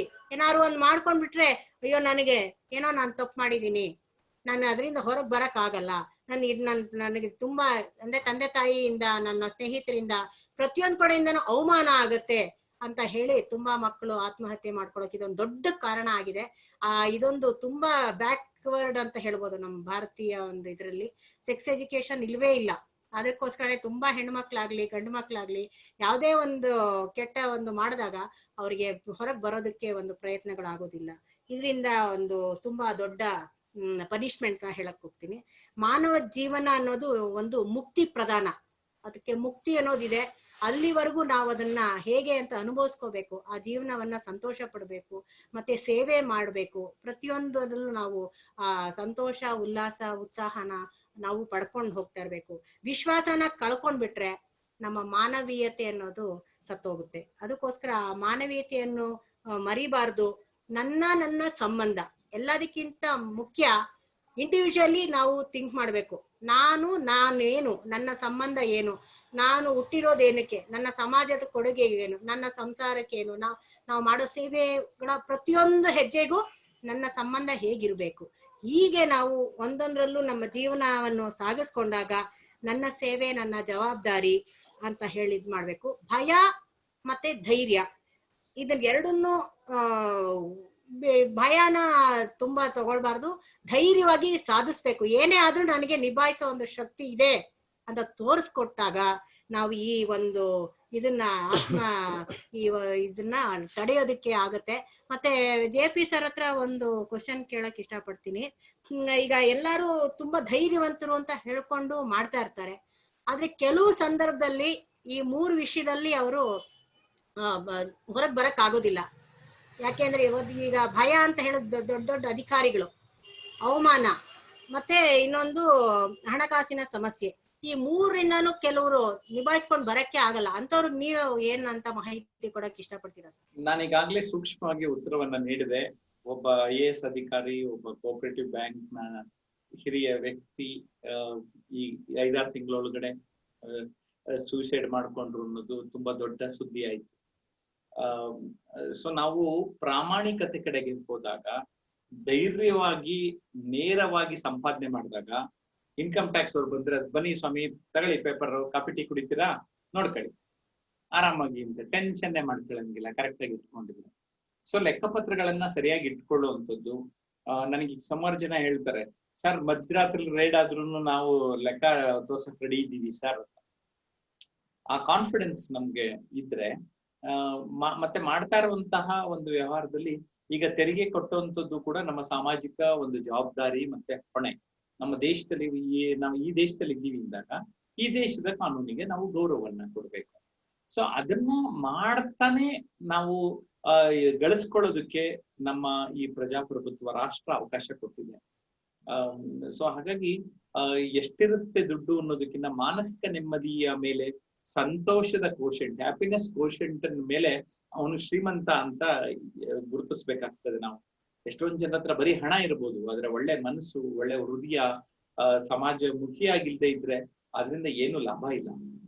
ಯಾಕಂದ್ರೆ ಯಾರೋ ಒಬ್ರು ಕೋಟಿಗಟ್ಲೆ ಲಾಟ್ರಿ ಯಾರಾದ್ರೂ ಬಂದಿತ್ತು ಅಂದ್ಬಿಟ್ಟು ಯಾರ ಮನೆಯಲ್ಲೂ ಫೋಟೋ ಹಾಕೋದಿಲ್ಲ, ಯಾಕೆಂದ್ರೆ ಅದು ಇಂಡಿವಿಜುವಲ್. ಆದ್ರೆ ನಮ್ ಡಾಕ್ಟರ್ ಎಂ ವಿಶ್ವೇಶ್ವರಯ್ಯನವ್ರ ಫೋಟೋನ ಮಂಡ್ಯ ಕಡೆ, ಭದ್ರಾವತಿ ಕಡೆ ಅವರೆಲ್ಲ ದೇವ್ರ ಮನೆಯಲ್ಲಿ ಫೋಟೋಗಳು ಇಟ್ಕೊಂಡಿರೋದನ್ನ ನಾನು ನೋಡಿದ್ದೀನಿ. ಯಾಕೆ? ಆ ನೋಡುವ ರೀತಿ ಬೇರೆ ಆಗ್ತದೆ. ನಮ್ಮ ಕಲಂದರ್ ಅವ್ರು ಯಾವಾಗ್ಲೂ ಹೇಳ್ತಾರೆ ಸತ್ ಮೇಲೂ ಬದುಕಬೇಕು ಅಂತ. ಈ ವಿಶ್ವೇಶ್ವರಯ್ಯನವರು ಇವರೆಲ್ಲ ಸತ್ ಮೇಲೂ ಬದುಕಿರೋದು ಅದೇನೆ. ಆ ಸತ್ ಮೇಲೂ ಬದುಕುವಂತಹ ಕೆಲಸ ಮಾಡ್ಬೇಕು ಅಂತ ನಾವು ಮಾಡಕ್ ಹೊರಟಾಗ ನಮ್ಗದು ಸಾವನ್ನ ಈಸಿಯಾಗಿ ಅಕ್ಸೆಪ್ಟ್ ಮಾಡ್ತಾನಂತೆ ಮನುಷ್ಯ. ಅವಾಗ I have done what ever I can do in my life, I have done. ನಾನು ಯಾರಿಗೂ ತೊಂದರೆ ಕೊಟ್ಟಿಲ್ಲ, ಹಾರಂ ಮಾಡಿಲ್ಲ, ಇಷ್ಟ ದಿನ ನನ್ನ ಬದುಕಿಗೆ ಸರಿಯಾಗಿ ಅನುಭವಿಸಿದ್ದೀನಿ ಅಂದ್ಬಿಟ್ಟು ನೇರವಾಗಿ ಹೋಗ್ಲಿಕ್ಕೆ ಸಾಧ್ಯತೆ ಆಗ್ತದೆ. ಹಾಗಾಗಿ ನಾವೇ ಆತರ ತಂದುಕೊಳ್ಳೋದು ಬೇಡ. ಇದು ತುಂಬಾ ಮುಖ್ಯವಾದ ದಿನ ಅಂತ ನಾವು ಭಾವಿಸಿ ಇವತ್ತು ನಾವು ಫೇಸ್ಬುಕ್ ಲೈವ್ ನಲ್ಲಿ ಪಾರ್ಟಿಸಿಪೇಟ್ ಮಾಡಿದ್ದೇವೆ. ನೀವೆಲ್ಲ JP's ಟೆಲಿಗ್ರಾಮ್ ಟ್ರಾನ್ಸ್ಫಾರ್ಮೇಶನ್ ಟೀಮ್ ಅಂತ ಒಂದು ಟೆಲಿಗ್ರಾಮ್ ಗ್ರೂಪ್ಗೆ ಸೇರಿದ್ರೆ ನಿಮ್ಗೆ ಮಾಹಿತಿ ಬರುತ್ತೆ. ಜೊತೆಗೆ ಫೇಸ್ಬುಕ್ ನಲ್ಲಿ ಕೂಡ ಒಂದು ಗ್ರೂಪ್ ಇದೆ, JP's ಟ್ರಾನ್ಸ್ಫಾರ್ಮೇಶನ್ ಟೀಮ್ ಅಂತಾನೆ. ಇವೆರಡರಲ್ಲಿ ನೀವು ಸೇರಿದ್ರೆ ಈ ರೀತಿ ತಕ್ಷಣವೇ ಇವತ್ತೇ ಡಿಸೈಡ್ ಮಾಡಿದ್ದು ನಾನು ಈ ಕಾರ್ಯಕ್ರಮ ಮಾಡೋಣ ಅಂತ. ಕಡಿಮೆ ಜನ ಬಂದಿದ್ರು ಇಷ್ಟ ಜನ ಬಂದಿದ್ರಲ್ಲ ನಂಗೆ ಅದು ಸಾಕು. ಜೊತೆಗೆ ಫೇಸ್ಬುಕ್ ನಲ್ಲಿ ಸುಮಾರು ಜನ ಬಂದು ಹೋಗ್ತಾ ಇದ್ದಾರೆ, ನೋಡ್ತಾ ಇರ್ತಾರೆ. ಅದಾದ್ಮೇಲೂ ಕೂಡ ನಿಮ್ಗೆ ರೆಕಾರ್ಡಿಂಗ್ ಲಭ್ಯ ಇದೆ, ಈ ಪ್ರೋಗ್ರಾಮ್ದು ರೆಕಾರ್ಡಿಂಗ್ ಲಭ್ಯ ಇರುತ್ತೆ. ಗಮನಿಸ್ಕೊಳ್ಳಿ. ಸೊ ನಮ್ ಟೀಮ್ ಅಲ್ಲಿ ಇದ್ರೆ ಏನಾಗುತ್ತೆ, ನಾನು ಹೊಸದಾಗಿ ಯಾವ್ದಾದ್ರು ಈ ತರ ವಿಷಯ ಇಟ್ಕೊಂಡು ನಿಮ್ ಮುಂದೆ ಬಂದ್ರೆ ಅದು ಲಾಭ ಆಗುತ್ತೆ. ಇನ್ ಕೊನೆಯದಾಗಿ ಚೆಂಗಲ್ ರಾಯರ ಅಭಿಪ್ರಾಯಗಳು. ನಮಸ್ಕಾರ ಸರ್. ಇವತ್ತಿನ ಚರ್ಚಾಸ್ಪದವಾದಂತಹ ಒಂದು ವಿಷಯ ಆತ್ಮಹತ್ಯೆ. ಪ್ರತಿಯೊಬ್ಬ ಮನುಷ್ಯನಲ್ಲೂ ಸೋಲು ಗೆಲುವು ಎರಡು ಇದ್ದೇ ಇದೆ. ಯಾವಾಗ್ಲೂ ನಾವು ಸೋಲು ಗೆಲುವನ್ನು ಎರಡು ಪದರುಗಳನ್ನ ನೋಡ್ಬೇಕು. ಬೇವು ಬೆಲ್ಲ ಇದ್ದಂಗೆ. ಬೇವು ಬೆಲ್ಲ ಬೇಕು ಯಾವಾಗ್ಲೂ, ನಮ್ ಬೇವು ಬೇಡ ಅಂದ್ರೆ ಹೇಗೆ? ಅದು ಜೀವನದಲ್ಲಿ ಕಷ್ಟಗಳು ದುಃಖಗಳು ಎರಡು ಬರ್ತವೆ. ನಾವು ಅದ ಎರಡೂ ಸಮನಾಗಿ ನಾವು ನಡೆದುಕೊಳ್ಳುವ ರೀತಿಯನ್ನು, ನಮ್ಮ ಮನಸ್ತತ್ವವನ್ನು ನಾವು ತಯಾರಿ ಮಾಡ್ಕೋಬೇಕು. ಒಂದು ಎಕ್ಸಾಮಿನೇಷನ್ ಕಡಿಮೆ ಬಂದ್ರೆ ಫೇಲ್ಯೂರ್ ಆಗಿರುತ್ತೆ ಅನ್ನೋಬಾರ್ದು. ಒಂದು ಅಗ್ರಿಕಲ್ಚರ್ ಅಲ್ಲಿ ಏನೋ ಒಂದು ಕ್ರಾಪ್ ಫೇಲ್ಯೂರ್ ಆಯ್ತು ಅಂತೇಳಿ ಆತ್ಮಹತ್ಯೆ ಮಾಡ್ಕೋಬಾರ್ದು. ಅಥವಾ ಒಂದು ಯಾವುದೇ ಒಂದು ಸ್ಪರ್ಧೆಯಲ್ಲಿ ನಾನು ಕಡಿಮೆ ಆಯ್ತು ಅನ್ನೋದು ಮಾಡ್ಕೋಬಾರ್ದು. ಅವರು ಆ ಫೇಲ್ಯೂರ್ಸ್ ಎಲ್ಲಾನು ಸಕ್ಸಸ್ಗೆ ಕನ್ವರ್ಟ್ ಮಾಡ್ಕೊಳ್ಬೇಕು ಅನ್ನೋದು ಒಂದು ಉದ್ದೇಶ. ಸಕಾರಾತ್ಮಕ ನಡ್ಕೋಬೇಕು. ಅವರಲ್ಲಿ ಆ ಕಾನ್ಫಿಡೆನ್ಸ್ ನಾನು ಮಾಡಬಲ್ಲೆ ಅನ್ನೋದು ಅವ್ರ ಮನಸ್ಸಿನಲ್ಲಿ ಬಂದ್ಬಿಟ್ರೆ ಅಲ್ಲಿಗೆ ಅವ್ರಿಗೆ 90% ಅಚೀವ್ ಆದಂಗೆ. ಆ ಆತ್ಮವಿಶ್ವಾಸ ಕಾನ್ಫಿಡೆನ್ಸ್ ಯಾವಾಗ ಬರುತ್ತೋ ಅದು ಅವರ ಗುರಿಯನ್ನು ಒಂದು ಸುಭದ್ರ ದಡೆಗೆ ಸೇರಲಿಕ್ಕೆ ಆಗತ್ತೆ ಅನ್ನೋದು ಒಂದು ಅಭಿಪ್ರಾಯ. ತಾವು ತಮ್ಮ ಪುಸ್ತಕದಲ್ಲಿ ಏನು ನೀವು ಸೋಲುಗಳಿಗೆ ಅಂಜಿದಿರಿ ಅಂತ ಹೇಳಿದೀರಾ. ಕೆಲವು ಉದಾಹರಣೆಗಳು ಬಹಳ ಚೆನ್ನಾಗಿದೆ ಸರ್. ಶಾರದಾ ಕೆ ರಾಜು ಅನ್ನೋರು 75 ಶಸ್ತ್ರಚಿಕಿತ್ಸೆಗಳನ್ನು ಮಾಡಿಕೊಂಡರು, 75 ಲಕ್ಷ ರೂಪಾಯಿ ಅವರು ಖರ್ಚು ಮಾಡಿದರೂ ಸಹ ಅವರ ಚಿತ್ರಗಳನ್ನು ಹೇಗೆ ಬಿಡಿಸಿದ್ದಾರೆ, ಅವ್ರಿಗೆ ಎಷ್ಟು ಅವಾರ್ಡ್ಸ್ ಬಂತು, ಅವರಿಗೆ ಆತ್ಮವಿಶ್ವಾಸ ಹೇಗೆ ಬಂತು, ಅಷ್ಟು ವರ್ಷ ಅವರು ಅಷ್ಟು ಶಸ್ತ್ರಚಿಕಿತ್ಸೆಗಳು ಮಾಡಿಕೊಂಡಿರೋರೇ ನಾನು ಆತ್ಮಹತ್ಯೆ ಯಾಕೆ ಮಾಡ್ಕೋಬೇಕು, ನನ್ನ ಜೀವನದಲ್ಲಿ ಯಾಕೆ ಮುಂದುವರಿಬೇಕು ಅನ್ನೋದವರು ಜ್ಞಾಪಕದಲ್ಲಿ ಇಟ್ಟುಕೊಂಡು ಅವರ ಸಕಾರಾತ್ಮಕವಾಗಿ ಆ ಕಾನ್ಫಿಡೆನ್ಸ್ ಇರೋದ್ರಿಂದ ಬದುಕಿದರು. CN ಜಾನಕಿ ಅವರ ವಿಚಾರ ತಗೊಂಡ್ರೆ ನೀವು 36 ಕಿಲೋಮೀಟರ್ 14 ಗಂಟೆ 45 ನಿಮಿಷದಲ್ಲಿ ಇಂಗ್ಲಿಷ್ ಒಂದು ಕಾಲುವೆಯನ್ನ ಅವರು ದಾಟುತ್ತಾಳೆ. ಆದರೆ ಅವರು ಅಂಗವಿಕಲತೆ, ಕಾಲುಗಳಿಲ್ಲ, ಕೈಗಳಿಲ್ಲ. ಅಂತಹವರೇ ಕಾಲುಗಳು, ಕೈಗಳು, ಅಂಗಾಂಗಗಳು ಇಲ್ಲದವರೇ ಜೀವನದಲ್ಲಿ ಮುಂದೂಡಿ ಅವರ ಆತ್ಮವಿಶ್ವಾಸವನ್ನ ಬೆಳೆದುಕೊಂಡು ಅವರು ಮೇಲಕ್ಕೆ ಹೇಗೆ ಬಂದರು. ಕಲ್ಪನಾ ಚಾವಲ್ ವಿಚಾರವಾಗಿ ತಕೊಂಡ್ರು ಸಹ ಆಸ್ಟ್ರೋನಾಟ್ ಆಗಿ ಅವರು ಹೇಗೆ ಸಾಧನೆಯನ್ನು ಮಾಡಿದರು. ನಮ್ಮ ವಾಷಿಂಗ್ಟನ್ ಅವರು ಸಹ ಅವರ ವಿದ್ಯಾಭ್ಯಾಸವನ್ನು ಬಿಡಿಯರು ಕಲಿಸದೇ ಇದ್ದರೂ ಸಹ ಅವರು ಹೇಗೆ ಅವರು ವಿದ್ಯಾರ್ಥಿ ಸ್ವತಃವಾಗಿ ಕಲಿತು ಅವರ ಜನಾಂಗವನ್ನು ಮುಂದೂಡಿಸಿಕೊಂಡು ಹೋದರು. ಹೀಗೆ ನಮ್ಮ ಭಾರತ ದೇಶದಲ್ಲೇ ಬಹಳಷ್ಟು ಸ್ವಾಮಿ ವಿವೇಕಾನಂದ ಇರ್ಬೋದು, ಮಹಾತ್ಮ ಗಾಂಧಿ ಇರ್ಬೋದು, ಬಹಳಷ್ಟು ಜನಗಳು ಈ ಕಾನ್ಫಿಡೆನ್ಸ್ ಅನ್ನೋದು ಅವರಲ್ಲಿ ಎನ್ನದೇ ಇರತಕ್ಕಂಥದ್ದು, ಅವ್ರು ಮಾಡ್ತಕ್ಕಂಥ ಕೆಲಸದಲ್ಲಿ ನಂಬಿಕೆ, ಏಕಾಗ್ರತೆ, ಜ್ಞಾನ ಮತ್ತು ಅವರು ಮಾಡ್ತಕ್ಕಂಥ ಒಳ್ಳೆಯ ಸ್ನೇಹಿತರ ಸಹವಾಸ, ಸಾಹಸ ಪ್ರವೃತ್ತಿ, ಅವರ ಜೀವನ ಕೌಶಲ್ಯಗಳ ಕಡೆ ಗಮನ ಕೊಟ್ಟು ಅವರನ್ನು ನಡೆದುಕೊಂಡು ಹೋದರೆ ಆತ್ಮಹತ್ಯೆಗೆ ಯಾರು ಆಗುವುದಿಲ್ಲ ಅನ್ನೋದು ನನ್ನ ಅಭಿಪ್ರಾಯ ಆಗಿದೆ ಸರ್. ಬಹಳ ಚೆನ್ನಾಗಿ ತಿಳಿಸಿದ್ದೀರಾ.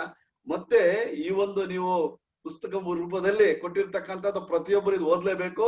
ಅದನ್ನ ಅವರು ಮನಗಂಡ ಕಂಡ್ರೆ ಅವರ ಜೀವನದಲ್ಲಿ ಆತ್ಮಹತ್ಯೆಗೆ ಯಾರು ಕೈ ಹಾಕಲ್ಲ ಅನ್ನೋದು ನಂಬಿಕೆ.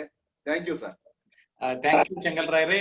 ನಾವು ಪ್ರತಿ ಶುಕ್ರವಾರ 8 ಗಂಟೆಯಿಂದ 9 ಗಂಟೆ ಒಂದು ವಿಷಯದ ಜೊತೆಗೆ ಬರ್ತೇನೆ. ನಾಳೆ ಸೆಪ್ಟೆಂಬರ್ 13ನೇ ತಾರೀಕು ಪಬ್ಲಿಕ್ ಸ್ಪೀಕಿಂಗ್ ರಿಲೇಟೆಡ್ ಮತ್ತೆ ನಮ್ಮ ಟ್ರಾನ್ಸ್ಫಾರ್ಮೇಶನಲ್ 8 ಮಾಡ್ಯೂಲ್ಸ್ ಬಗ್ಗೆ ನಾನು ಎಕ್ಸ್ಪ್ಲೈನ್ ಮಾಡ್ತಾ ಇದ್ದೇನೆ. ನಾಳೆ ಕೂಡ 8 ಗಂಟೆಗೆ ತಾವುಗಳೆಲ್ಲ ಫೇಸ್ಬುಕ್ ಅಥವಾ ಝೂಮ್ ನಲ್ಲಿ ಕನೆಕ್ಟ್ ಆಗಿ ಅಂತ ವಿನಂತಿಸ್ಕೊಳ್ತಾ ಇದ್ದೇನೆ. ನಮ್ಮ ದೂರವಾಣಿ ಸಂಖ್ಯೆಗಳನ್ನು ಈಗಾಗಲೇ ನೀಡಿದ್ದೇನೆ. 9620303000 ಅಥವಾ 9341259267 ದೂರವಾಣಿಗೆ ಕರೆ ಮಾಡಿ ಆಯ್ಕೆಯನ್ನ ಪಡೆಯಬಹುದು. ಇಷ್ಟೊತ್ತು ಈ ಒಂದು ವಿಚಾರದ ಬಗ್ಗೆ ಹಂಚಿಕೊಂಡಾಗ ನೀವೆಲ್ಲ ನಮ್ಗೆ ಕೈ ಜೋಡಿಸಿದ್ದಕ್ಕೆ ನಿಮ್ಮೆಲ್ಲರಿಗೂ ಕೂಡ ಧನ್ಯವಾದಗಳನ್ನ ಸಲ್ಲಿಸ್ತೇನೆ. ನಮಸ್ಕಾರ.